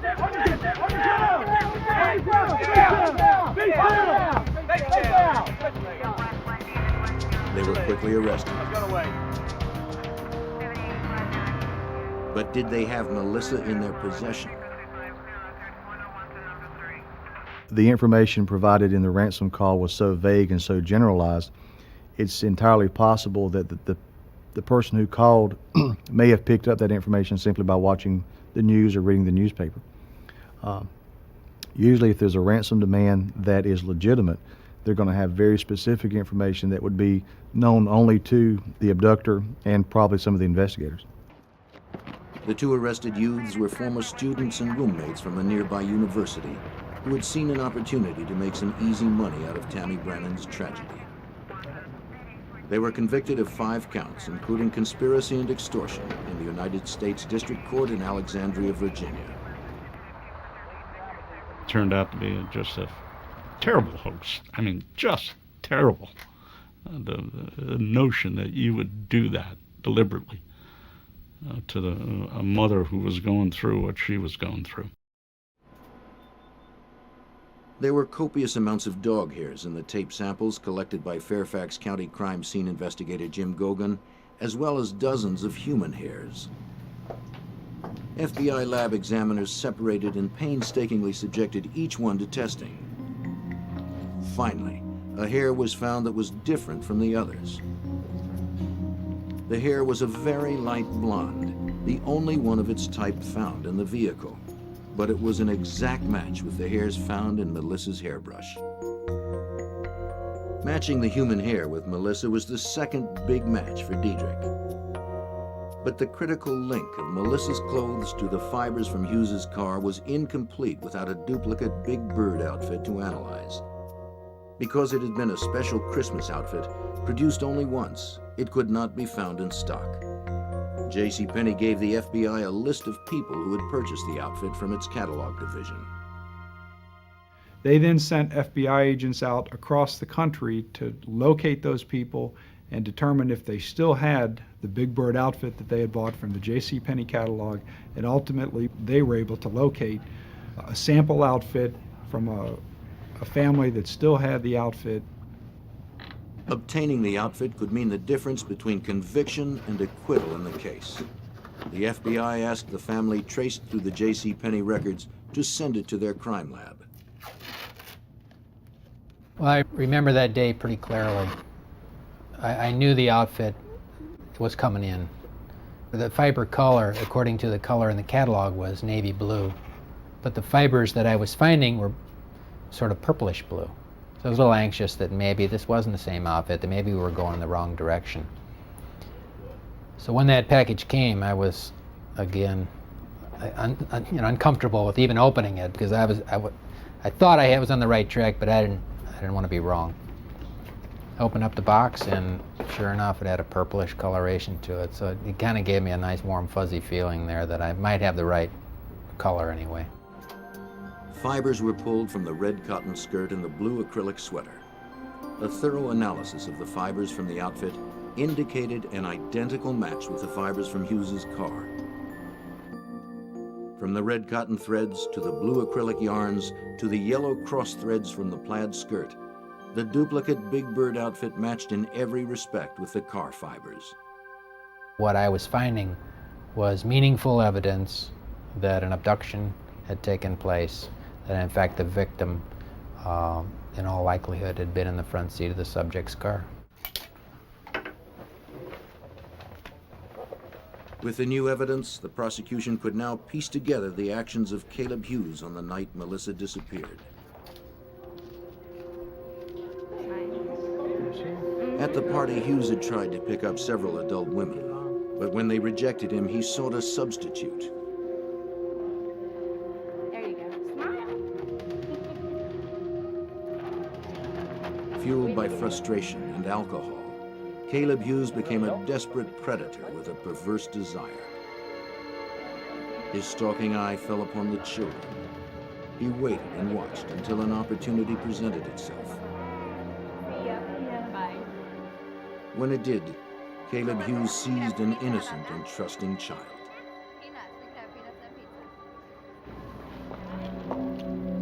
Hey, Melissa. Hey. Remember me? Come here. By abducting Melissa Brennan, Hughes had crossed the boundary into the unspeakable. We got to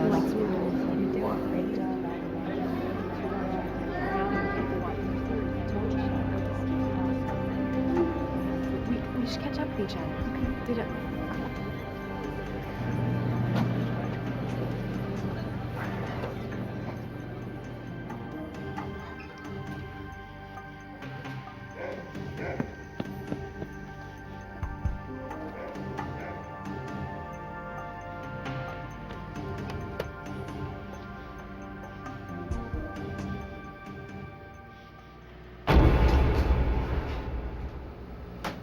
The analysis of the duplicate Big Bird outfit produced compelling evidence. It would be a powerful tool in the case against a man who investigators felt was a ruthless child molester and murderer. But Agent Diedrich had to convince the jury how incredibly unlikely it would be that these fibers had come from any source other than Melissa's outfit. He began asking people at the FBI to give him any items they may have made of navy blue acrylic. He collected more than 100. And the objective was to see, do the fibers that I found on the front seat of Cal Hughes' car, do they match any of these? The answer was no. From the items, Diedrich collected 126 different acrylic fibers. He made 7,983 comparison tests with those fibers against the ones found in Hughes's car. Out of almost 8,000 tests, only one succeeded in making an exact microscopic match with the blue acrylic fibers found in Hughes's car. And that was the duplicate Big Bird outfit. Whenever you match two things, it has a lot of significance. These aren't random events. These, in most cases, occur. Is it possible? You can't deny the possibility that it could be a coincidence. But after looking at this stuff for a lot of years, I'm not a big believer in coincidence. 3 weeks before the trial was scheduled to begin, as investigators made final preparations for the case, a stunning development occurred. They received a phone call. 2 counties away, police had just found the body of a child on the median strip of Interstate 95. I'll be right there. I called Weldon. We got in his car, and there was absolutely no doubt in my mind that that was going to be it, because Hughes knew that area, spent time down in that area. I said, wow, this is going to be it. That section of median on I-95 is wide and densely wooded. It would have been easy for Hughes to pull over, hide the body among the thick vegetation, and drive off unnoticed, and there would be little chance of someone finding the remains. But someone found a body. Was it Melissa's?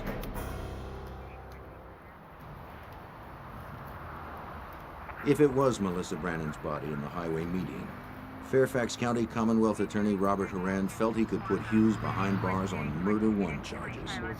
His hopes were high, but they were soon dashed. As soon as we got there, as soon as I saw it, I knew it wasn't Melissa Brannan, because the skeleton had rings on 3 fingers. But it was a young girl. She's 13, 14-year-old who had been in that media for 2 growing seasons. The young girl's body was never identified. Finally, nearly 1 year after Melissa's disappearance, Hughes was arrested on a grand jury indictment for abducting Melissa Brannan. He was transferred from the Prince William County Jail to the Fairfax County Jail. Horan had delayed the indictment for several months in the hope that Melissa's body would be found. By then, I know we were all pretty satisfied that the worst had happened to the child. Unfortunately, under Virginia law, you can charge somebody with murder without the body, but you have to be able to prove where the murder occurred. And of course, without the body in this case, we had no way of proving where it occurred, so we couldn't charge him with murder. Abduction with intent to defile was the strongest case that could be brought against him. Hughes pleaded not guilty.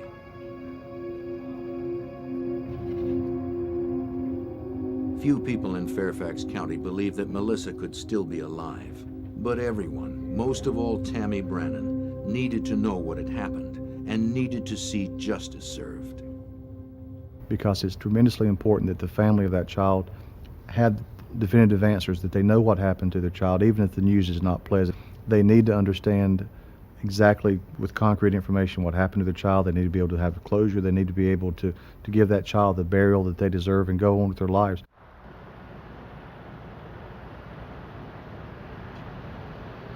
With Agent Diedrich's airtight analysis of the trace evidence, Robert Horan went into the trial confident that he could convince the jury beyond reasonable doubt. The trial began on February 26, 1991. Looking good. A chief part of Horan's strategy was depicting Hughes' deviant sexual behavior at the party. He produced several female witnesses who recalled the crude, vulgar sexual propositions he had made to them, and others who testified he had spent considerable time playing with Melissa and had been talking to her just before she disappeared.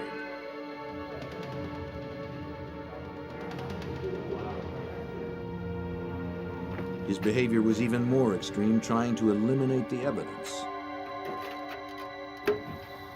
Washing his clothes, his leather belt, his shoes. He could not account for the fresh cuts on the soles of his shoes. Nor could he account for his whereabouts for the 2.5 hours between leaving the party and arriving home. But the problem for the defense is somehow you had to explain that time. And there was never an explanation. I mean, it would have gutted our case. Our case is over if you can explain any of that time. Though tests for blood on the shoes had proved inconclusive, the prosecution was now able to show the jury the exact matches made between the rabbit hairs, the head hair, and the fibers found in Hughes's car. Nonetheless, the defense argued that all of the fiber and hair evidence was purely circumstantial. It may be circumstantial, but it is powerful circumstantial evidence because it doesn't change.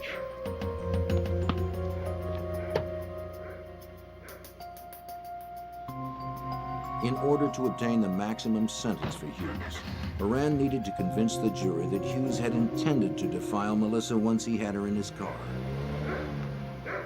And the only way the fibers from her outfit would have been found on the seat is that her coat had been removed while she was in that car.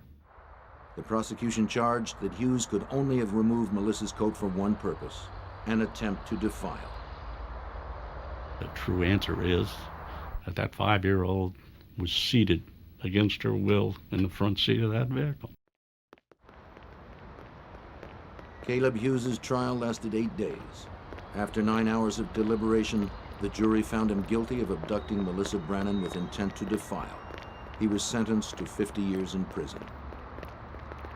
For the family members, it can't end because of the eternal hope, if you will, that someday this child that's never been seen, never been found, this child someday will appear.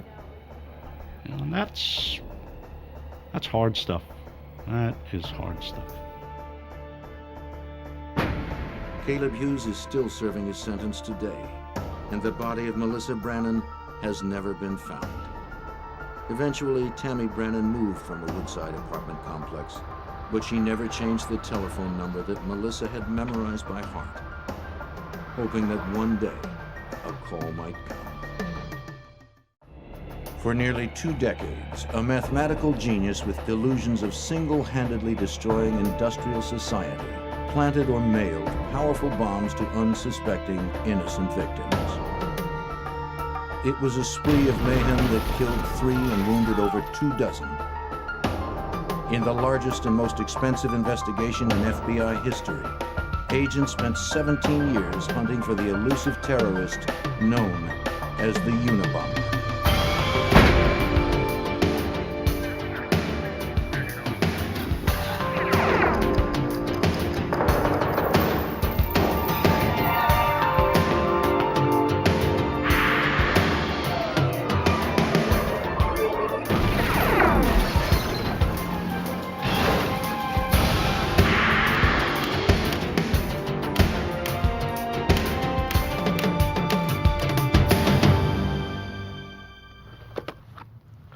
The first bomb came in the spring of 1978. The damage it caused was minimal, but its impact would be enormous. With each new detonation, the bomber learned a little more about bombs, and law enforcement learned a little more about the man who sent them. Because its targets were universities and airlines, the FBI called him the Unabomber.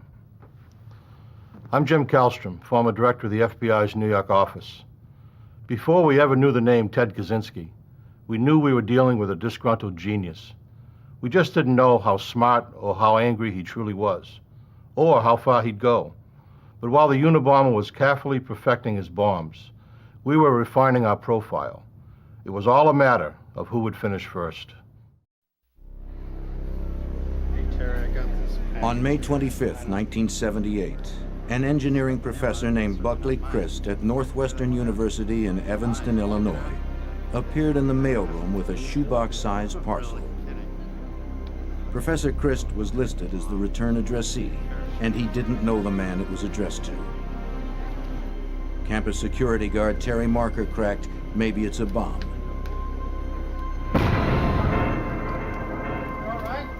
As bombs go, it wasn't much of one. It began a 20-year streak of violence that would stump the FBI and terrorize the nation.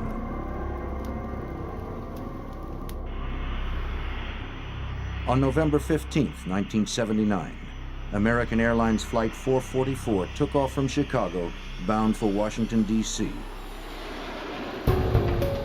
As the Boeing 727 reached cruising altitude, the cabin filled with smoke. It was pandemonium. The plane was diverted to Dulles Airport in Virginia. A dozen people were treated for smoke inhalation. But for a faulty wire in the bomb, over 100 people would have been killed. Bombing an airliner is a federal offense. The FBI was called in. FBI agent Chris Ronay examined the evidence of the airline bomb. It essentially was a wooden box that looked to be hand-fashioned, handmade.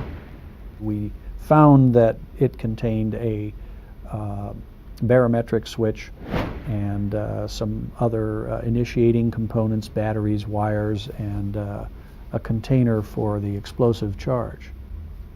The barometric switch would function when the pressure changed in the baggage compartment sufficiently to close the switch or allow the barometric switch to function and then actually detonate the bomb.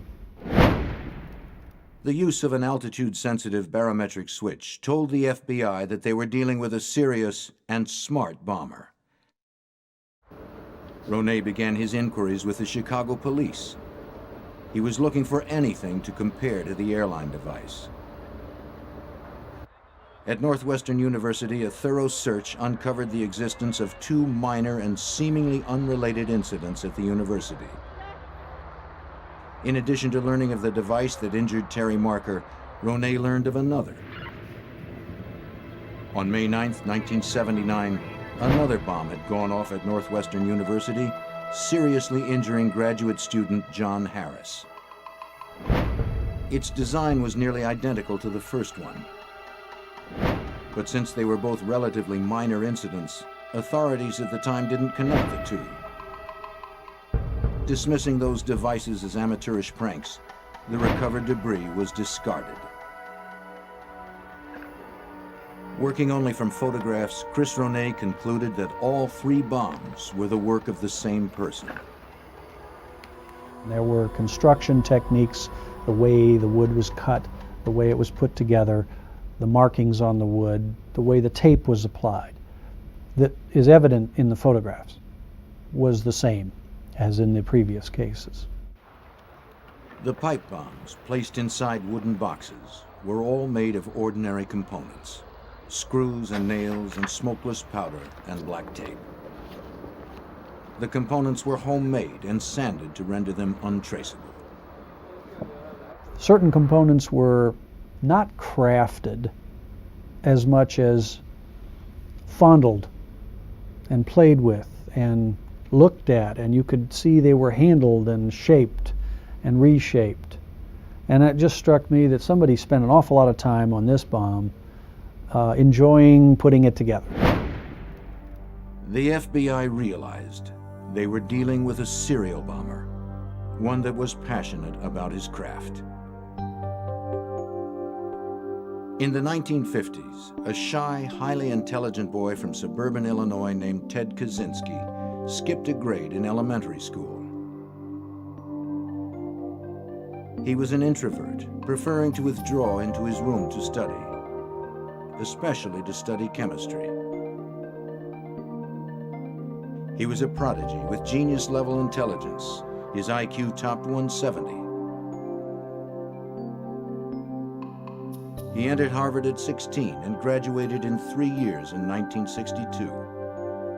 In 5 years, he had received his doctorate from the University of Michigan. As an assistant professor of mathematics at the University of California, Berkeley, Kaczynski was not a popular or outgoing professor. Practically no one got to know him. In 1969, he abruptly resigned. The social nature of his teaching position was too much for Ted.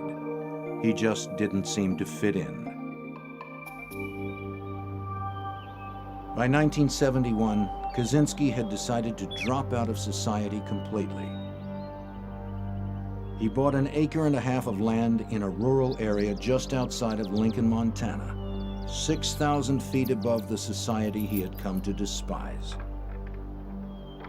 He built a tiny 8 by 10 foot cabin with no electricity or running water. There he would sit by himself, reading and writing. One of the things Ted wrote was a 23-page essay raging against modern man's obsession with technological and scientific progress. Scientific research, he wrote, will inevitably result in the extinction of individual liberty. He sent a copy to his brother David. David read it and stuck it in a trunk where it sat for a quarter of a century. In June of 1978, Ted Kaczynski took a time out from his cabin to take a job working for his brother at a foam cutting plant in Illinois. Ted's bizarre behavior became too much. His brother was forced to fire him. Ted, take it down. Ted had insulted a female co-worker who had refused his advances. Ted seethed and within a year moved back to his cabin in Montana, vowing never to see his family again.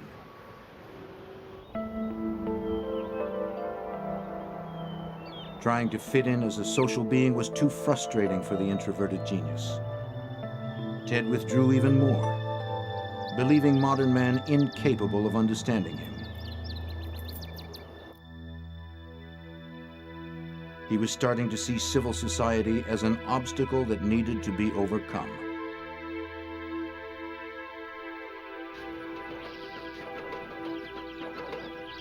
In time, Ted became acclimated to his life with few luxuries. He took it upon himself to grow his own food and to be otherwise self-sufficient. He had few acquaintances, opting for his own company in the Montana wilds.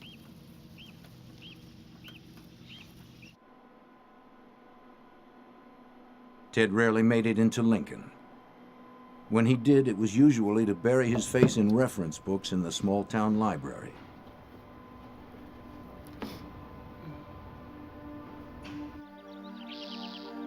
On May 3rd, 1980, Ted Kaczynski rode his homemade bike into Lincoln. He wasn't going to the library this time. Instead, he caught a bus for Helena and checked into the Helena Park Hotel for a brief stay. The next day, he headed west. Ted had urgent business that needed tending to.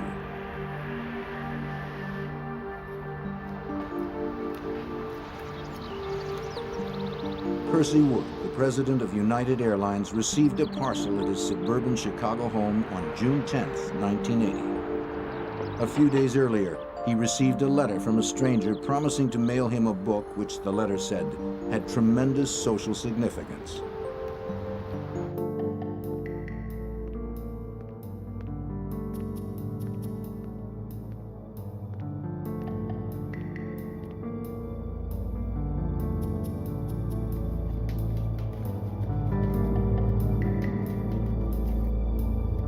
Wood placed the package on his kitchen counter. He opened and retrieved a book, Ice Brothers by Sloan Wilson. Wood was puzzled. Why is this book socially significant? He opened the cover.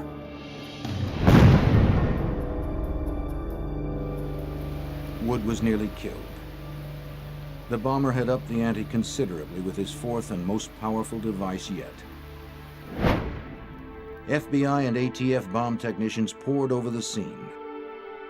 It was quickly identified as the work of the serial bomber. Each bomb so far had been a pipe bomb with similar construction and wiring. On this, the fourth bomb, the bomber had left a calling card. Punched into a piece of rubble were the letters FC.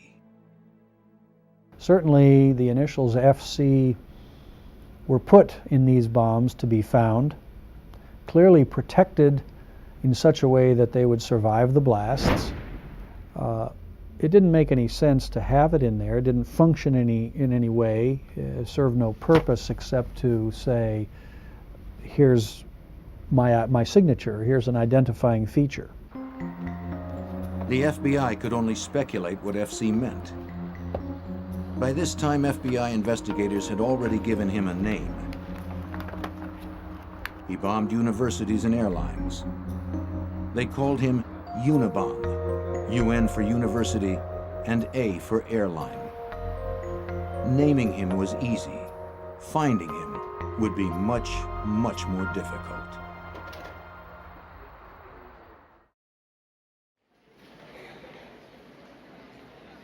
In 1981, with FC their best clue yet, the FBI cross-referenced thousands of people with those initials. But the Unabomber was not sitting idle. In October, a package was found sitting in a building at the University of Utah.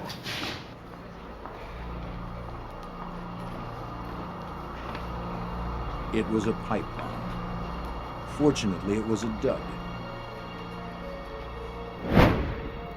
Investigators now had a device intact. Perhaps a component was traceable. It would take time to find out. The Unabomber remained busy. In the spring of 1982, a package meant for Professor Leroy Wood Berenson blew up instead in the hands of an academic assistant at Vanderbilt University. The bomb was made of the usual materials, with the initials FC on the surviving wreckage. Examiners spent endless hours studying every minute detail of the Unabomb devices. The most bizarre clue suddenly emerged. The last two people specifically targeted were named Wood. Wood played such an important role in every one of the bombs. I mean, it was present in every one of the bombs, even when it didn't need to be. He, in fact, if he didn't have wood in it, he threw wood in it, sticks of wood, just so they'd be there. There were references to wood in addresses and names of people throughout. FBI lab examiner Doug Diedrich of the Trace Evidence Unit is also a wood expert. Well, the materials may indicate something about that individual, may indicate where he might live, what he might do for a living.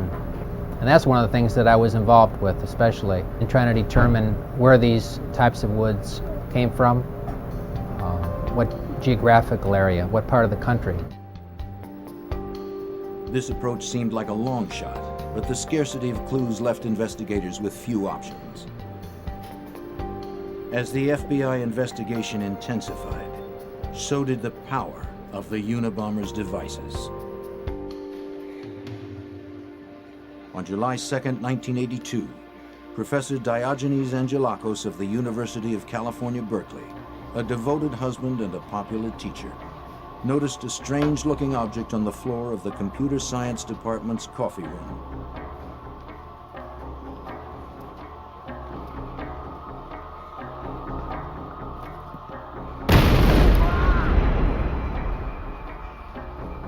The explosion seriously wounded him and tore off his fingers.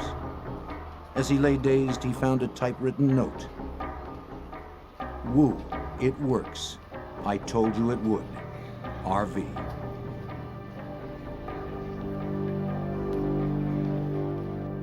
The FBI ran down everyone in America named Wu, and everyone with the initials RV, a monumental, labor-intensive task, but to no avail. This is the problem. The note was a ruse. She's going to have to do it over again. It's going to take how long? Another lead surfaced the day following the blast. A custodian who worked in Corey Hall, the building where the bomb exploded, saw a man with a thin mustache and sweatshirt loitering in the hall the night before. The custodian, however, was unable to remember enough details to help a sketch artist make a composite. Angelakos was critically wounded, requiring a lengthy hospital stay. He was no longer able to care for his invalid wife. She died within a month of the blast.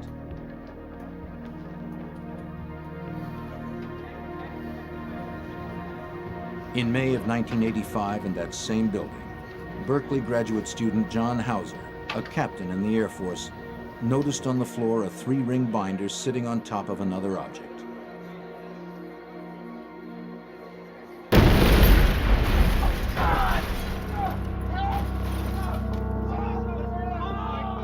Hauser had just applied for astronaut training. What he didn't know as he lay wounded was that he had already been accepted into the program. But he would never fly again. His Air Force Academy ring was found embedded in the wall across the room. Ironically, Professor Angelakos was nearby when the bomb exploded. He rushed to help Hauser.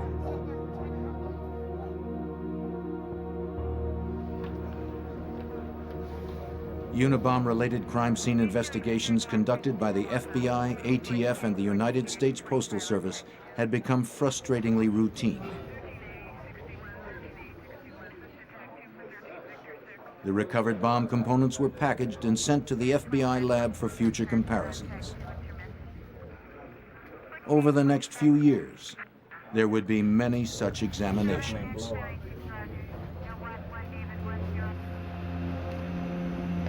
On May 8, 1985, a package was received at the Boeing Corporation in Auburn, Washington.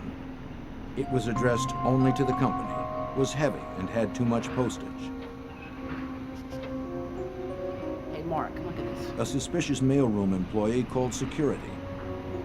The package was x-rayed and shown to contain a pipe bomb. It had FC stamped into the end caps. Had the employee opened the package, it most likely would have killed him and anyone else nearby. On November 15, 1985, Dr. James McConnell, a psychology professor at the University of Michigan, received a letter and package from a Ralph C. Kloppenberg. The sender described himself as a doctoral student. "I'd like you to read this book," he wrote. "Everyone in your position should read this book." As he read, his assistant opened the package nearby.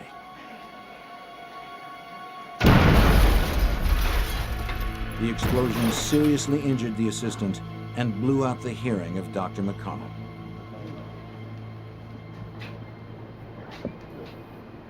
Examiners continued to dissect the bombs. They were evolving as the Unabomber refined his craft. Exhaustive lab tests showed they were getting more sophisticated and more powerful.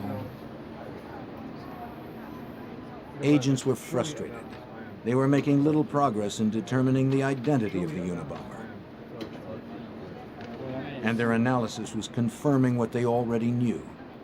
If the packages kept coming, it would only be a matter of time before someone was killed.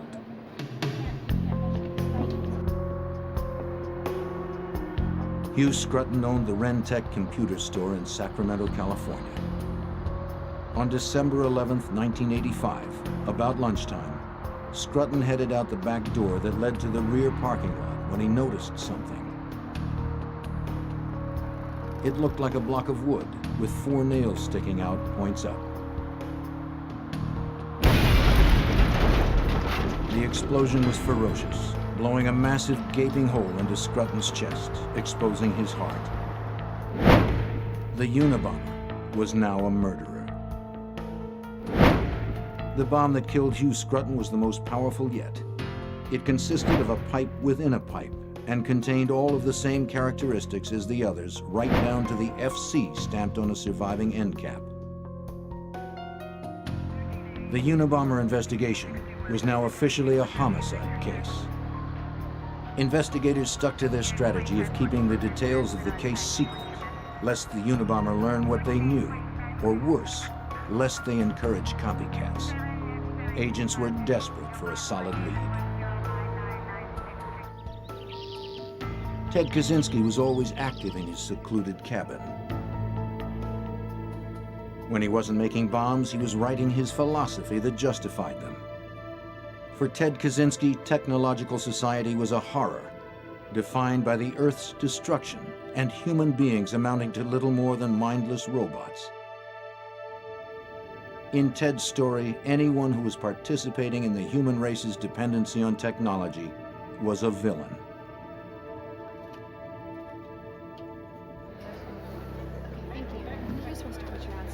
On February 20th, 1987, a secretary at Cam's computer store in Salt Lake City looked out of her office window and caught a glimpse of a man in the parking lot, placing an object on the ground.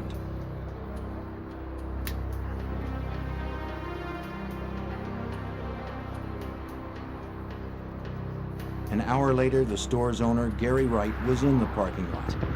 He noticed the object on the ground. It was a block of wood with 4 nails sticking out, points up.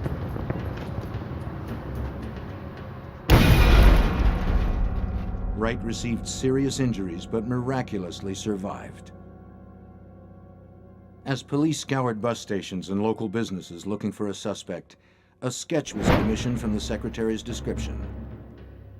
It was unquestionably the portrait of a man in disguise. The sketch didn't catch the Unabomber, but in one way it may have worked. Knowing he was seen, the Unabomber seemed to vanish. After 9 years of bombings, Unabomber-related incidents simply stopped after the 1987 Cams explosion. The investigation had continued, but all available leads had been exhausted. After 6 years of silence, investigators were hopeful that the Unabomber had either been imprisoned on some unrelated charge or died. Either way, the bombs had stopped. But Ted Kaczynski was neither dead nor in jail. He had spent the last 6 years virtually alone.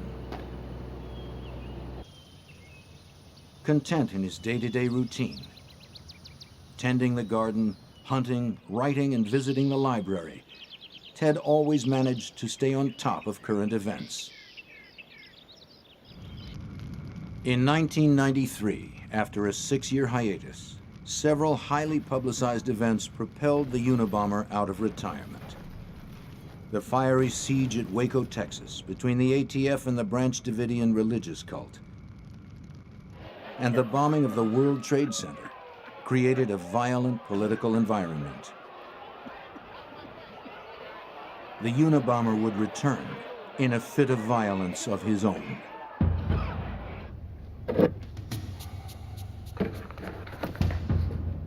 Dr. Charles Epstein is a renowned geneticist at the University of San Francisco. On June 22, 1993, he sat down at his kitchen table to open his mail, including a padded envelope which had arrived that day.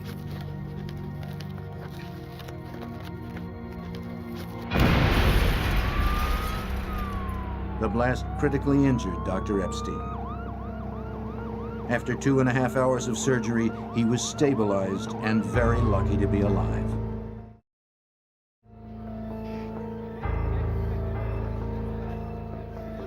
Two days later, on June 24th, Dr. David Galernter, a prominent computer scientist at Yale University, arrived early at his office to open his mail from the previous day.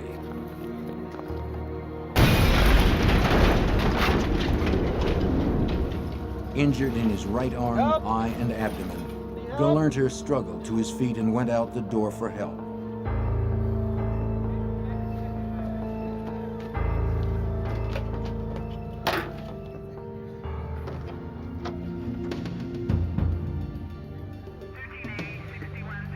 The FBI quickly determined that the Epstein bomb and the Gelernter bomb were identical. Pipe bombs filled with potassium chlorate and aluminum powder. Both devices had been placed inside a handcrafted wooden box.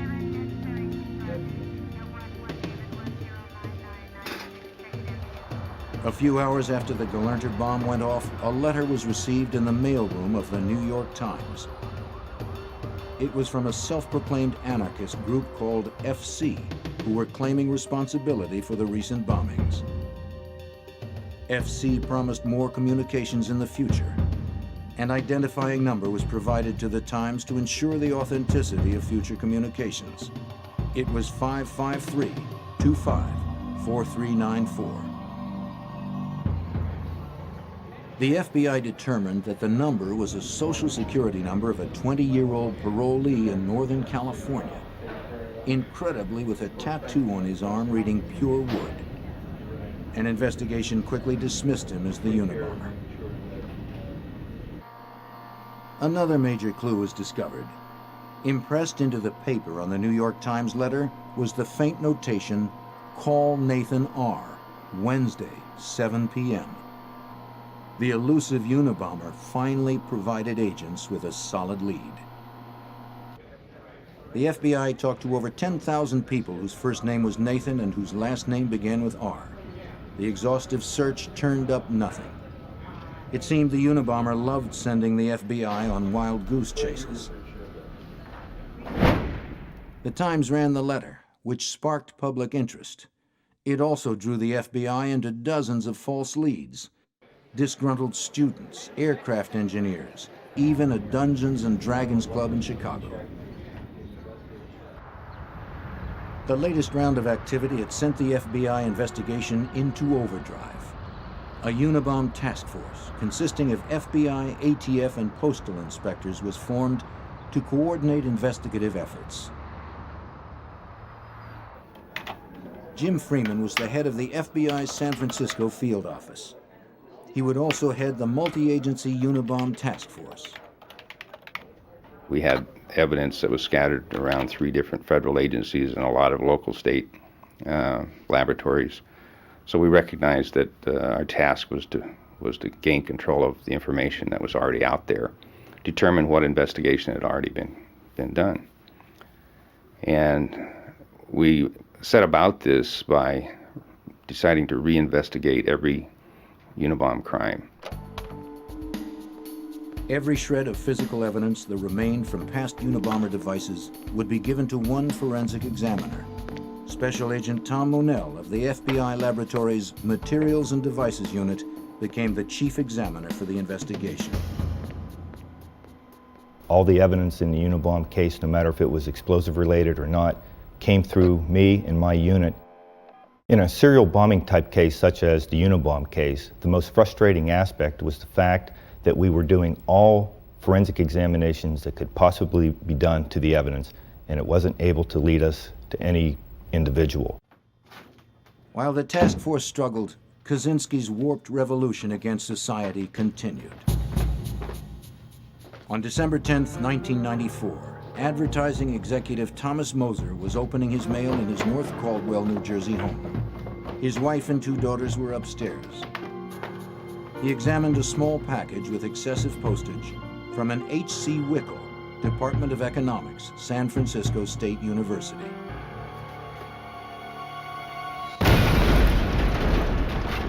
The explosion was the most gruesome yet, instantly decapitating Thomas Moser.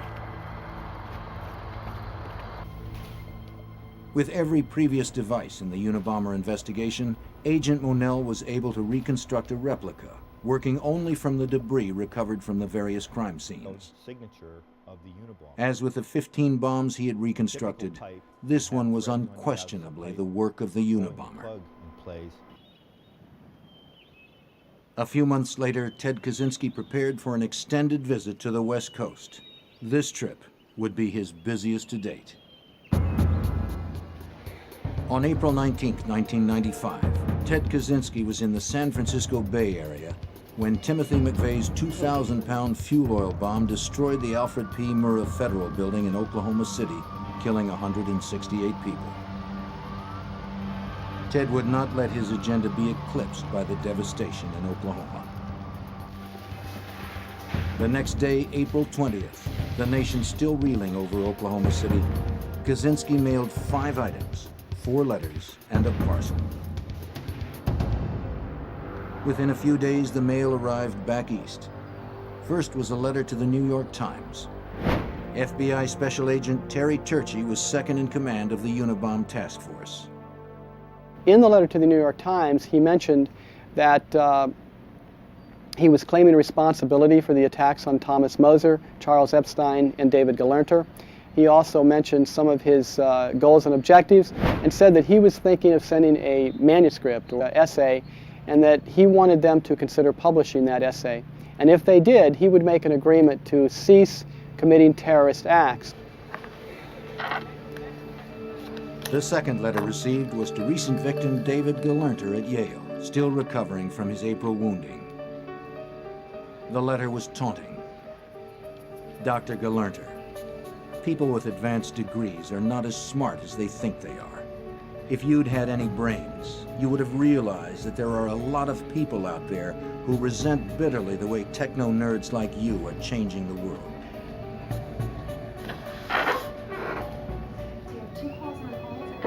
On April 25th, 1995, a package arrived at the California Forestry Association addressed to its former president, William Dennison. Its current president, Gilbert Murray, decided to open it himself. It exploded with incredible violence, destroying everything in the office. Gil Murray was literally blown to pieces. 4 blocks away, the governor of California heard the blast from his office. The Unabomb scare was nationwide. Bomb threats were being reported everywhere. The FBI suspect list topped 50,000 names. 16 years and 16 bombs later, the Unabomber had claimed 3 lives and injured 24 people. 2 months after Murray was brutally killed, a letter arrived at the San Francisco Chronicle. It read, "The terrorist group FC, called Unabomb by the FBI, is planning to blow up an airliner out of Los Angeles International Airport during the next 6 days." The threat had to be taken absolutely seriously because the Unabomber had in fact placed a bomb aboard an aircraft before. It wasn't lethal enough to blow the plane out of the sky, but we knew that his bomb-making ability had progressed enough that he certainly was capable of that now. The FBI saw to it that special security measures went into effect immediately at California airports. No one without a ticket was allowed through security. All bags were searched. Bomb-sniffing dogs checked everything. The Postal Service stopped flying the mail on commercial jets. Passengers are questioned about carry-on luggage that they've had. Have you had this package in your custody and control during the entire time? Did you pack the suitcase yourself? Those type of questions all began from that day in LAX. The same day that the airliner threat was received at the San Francisco Chronicle, the Washington Post received a message from FC, a 56-page typed manifesto. The New York Times received a carbon copy of the manifesto the next day, as did the adult magazine Penthouse 2 days after that. The letter to the Post and Times laid out the terms and conditions for publication and agreed to stop the bombings if the Post or the Times published. For Special Agent Terry Turchie and the Unabomb Task Force, receiving the manifesto was a huge break. Of course, when the Unabomb manuscript came in, that was big information, and this was a major break, and we all knew that it was a major break, which if handled properly, could possibly lead us to identify the Unabomber. The manuscript, blandly titled Industrial Society and Its Consequences, was a meticulously written tract against technology, genetics, leftism, conservatism, and modern society generally.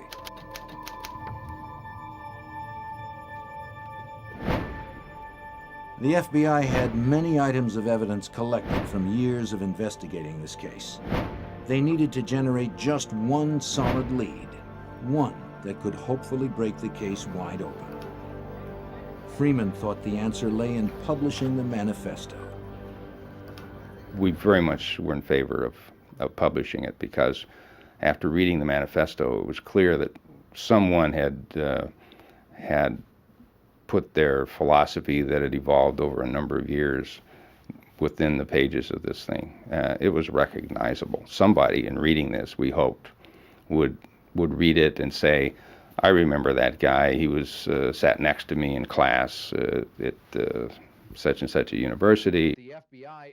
After some public soul-searching and discussions with the director of the FBI and Attorney General Janet Reno, the Washington Post, and the New York Times, the decision was made to publish the manifesto. The manifesto appeared in a special section of the Post on September 19, 1995.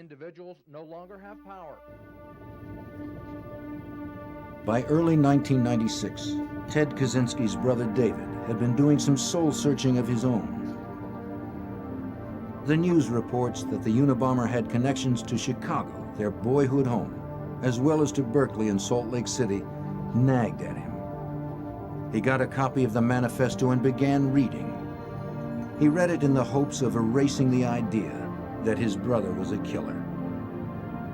What he read sent chills down his spine.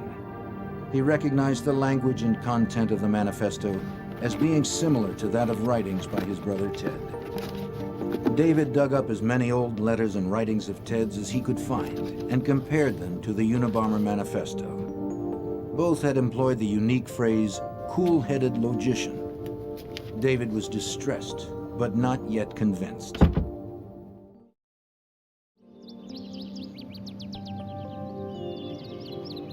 He wrote Ted an urgent letter. Though he did not reveal his suspicions, he requested a visit to Montana. Ted refused his brother's request. David decided to call a private investigator to look into the matter, but the news that the private eye brought him was not encouraging. The private eye submitted the manifesto along with some of Ted's writing to be analyzed by experts who didn't know the parties involved. The experts concluded that the authors had a strong chance of being the same person. Frantically, David continued his search for anything Ted had ever written to him. In an old trunk, he came across the essay Ted had sent him back in 1971. David could no longer hide from the reality that his brother might be the Unabomber.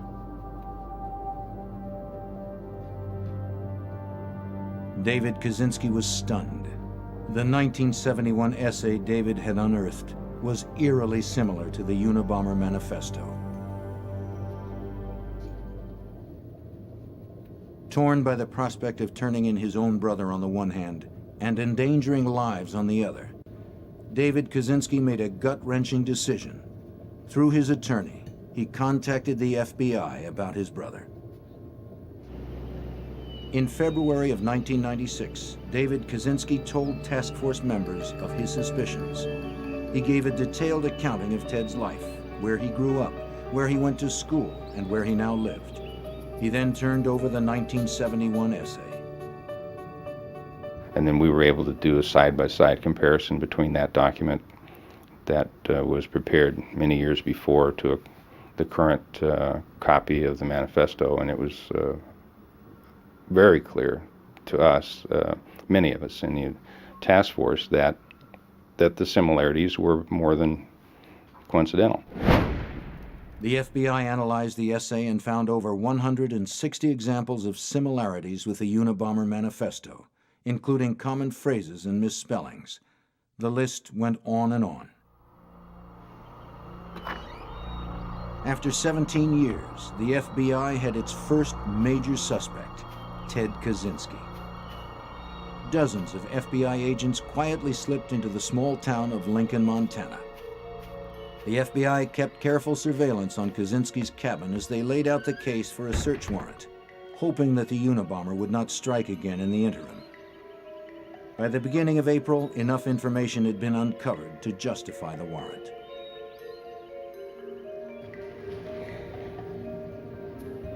Among other things, agents were able to learn that Ted had traveled extensively. Hotel records showed that he was always on the move immediately preceding a Unabomber event.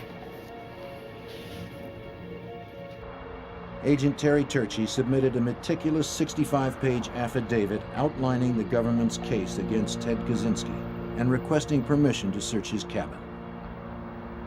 We had been working all morning, since about 5 that morning, to pre-position various agent teams in different locations in the woods in Lincoln, Montana, and at a forward command post that we had established in Lincoln. Everybody had a different role. We had also had the evidence response teams coming in, and they were staging at another command post that we had in Lincoln. So everyone was ready to go once the warrant was signed. Disguised FBI agents and a forest officer approached Kaczynski's cabin. They walked toward his cabin speaking loudly. They didn't want Kaczynski to suspect there was anybody sneaking up on him. The officers asked him to help identify a property line on their map. As he turned to get his coat, the officers pounced on Kaczynski. The suspected Unabomber was in custody.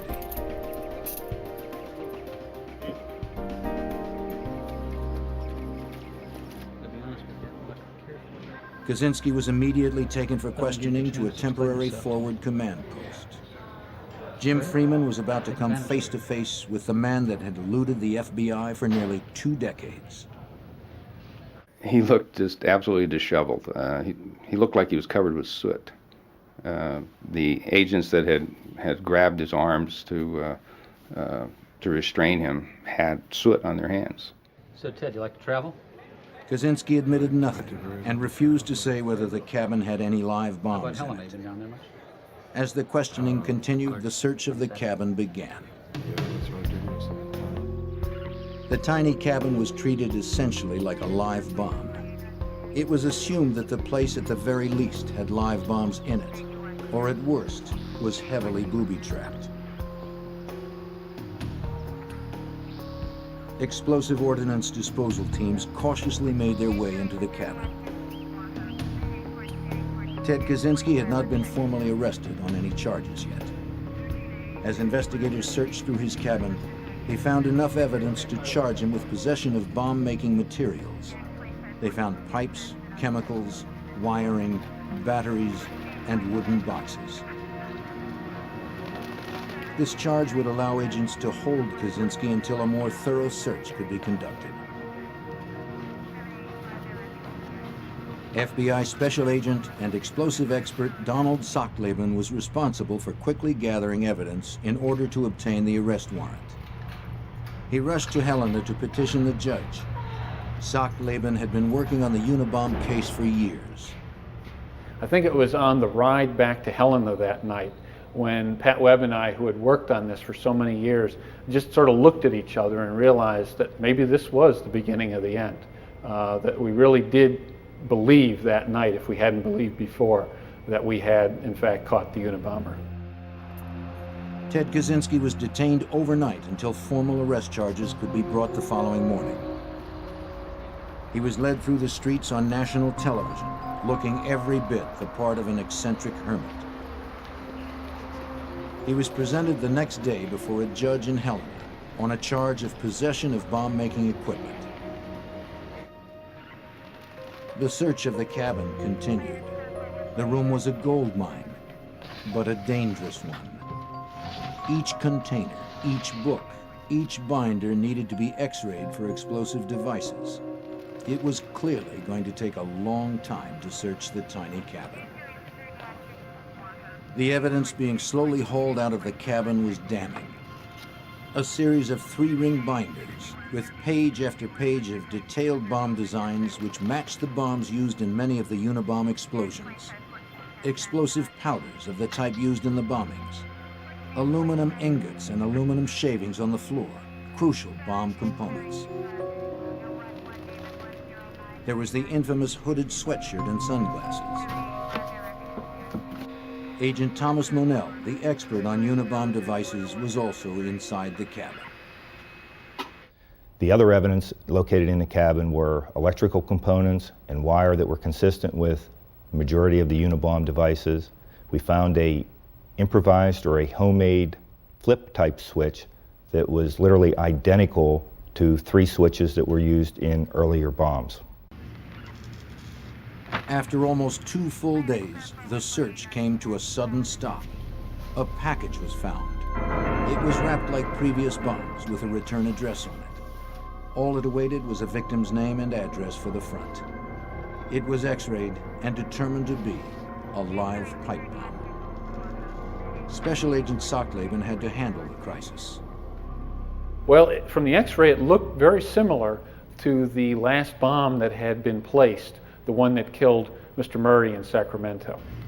We were able to safely remove the box from the cabin and take it down the hill to where we set up a site to deal with the bomb. The search slowly continued in the days ahead, and more damning evidence was seized. In addition to bomb-making paraphernalia and chemicals, agents also seized letters, notes, diagrams, and the Unabomber manifesto. One irrefutable link between Ted Kaczynski and the Unabomber remained: the typewriter used for the manifesto. The typewriter that had been used to type the manifesto wasn't found until literally the last day of the search, which took 4 or 5 days. It was literally in the bottom of the last box that was opened. It had taken 11 days to search an 80-square-foot room, but the FBI's careful approach had paid off. The man who had killed, maimed, and ruined lives, all the while taunting the FBI, was caught stone cold. On April 14th, the entire cabin was hoisted onto a flatbed and hauled away for further examination. The charges against Kaczynski had been upgraded. On June 18, 1996, Ted Kaczynski was indicted in Sacramento on 10 counts relating to Unabomber activities. 1 charge in the death of Hugh Scruton, 3 charges in the wounding of Charles Epstein, 3 charges in the maiming of David Gelernter, and 3 charges in the death of Gil Murray. That day would have been Gil Murray's 48th birthday. New Jersey authorities filed more charges for the death of Thomas Moser. On November 12, 1996, selected visitors filed into a Sacramento courtroom for the long-awaited trial of Ted Kaczynski. In the front row was Ted's family, brother David, and his mother, Wanda Kaczynski. As Ted entered the courtroom, he turned his back angrily on his family members and never acknowledged them. Opening statements were about to begin when Kaczynski stood up and said he wanted to change lawyers. After a few days, the judge ruled that Kaczynski would have to undergo psychological testing. Federal prison psychiatrist Dr. Sally Johnson spent many days with Kaczynski. She concluded that Ted Kaczynski was mentally ill, but was competent to stand trial. The government's case against Kaczynski was overwhelming. For 17 years, the FBI had prepared for this day. Examiners had reconstructed and preserved every device related to the Unabomber's crimes. With Ted Kaczynski's arrest, they were now able to establish an irrefutable link between him and the Unabomber. Ted's desire for solitude would no longer be self-imposed. With no options, he pled guilty to all Unabomb-related crimes. He was given 4 life sentences plus 30 years. He would never be eligible for parole. For Agent Terry Turchi, the Unabomb investigation shows the FBI's determination to never quit until justice is served, no matter how long it takes. For the people committing these crimes, who may go on for many years and not get caught, they may become more arrogant, or they may become more complacent, or they may think we're never going to catch them. But I think for them and for the public, the message has to be that we don't give up and that we're going to stay with it until we solve it. And certainly I think that is what we're called upon to do and what we need to do. In June 1998, Joanna Lee, an assistant editor at Simon & Schuster Publishing, received a letter from Ted Kaczynski with a prison return address. She knew he was the convicted Unabomber, but opened it anyway. Kaczynski wanted them to publish a book about his struggle. To this date, there are no takers.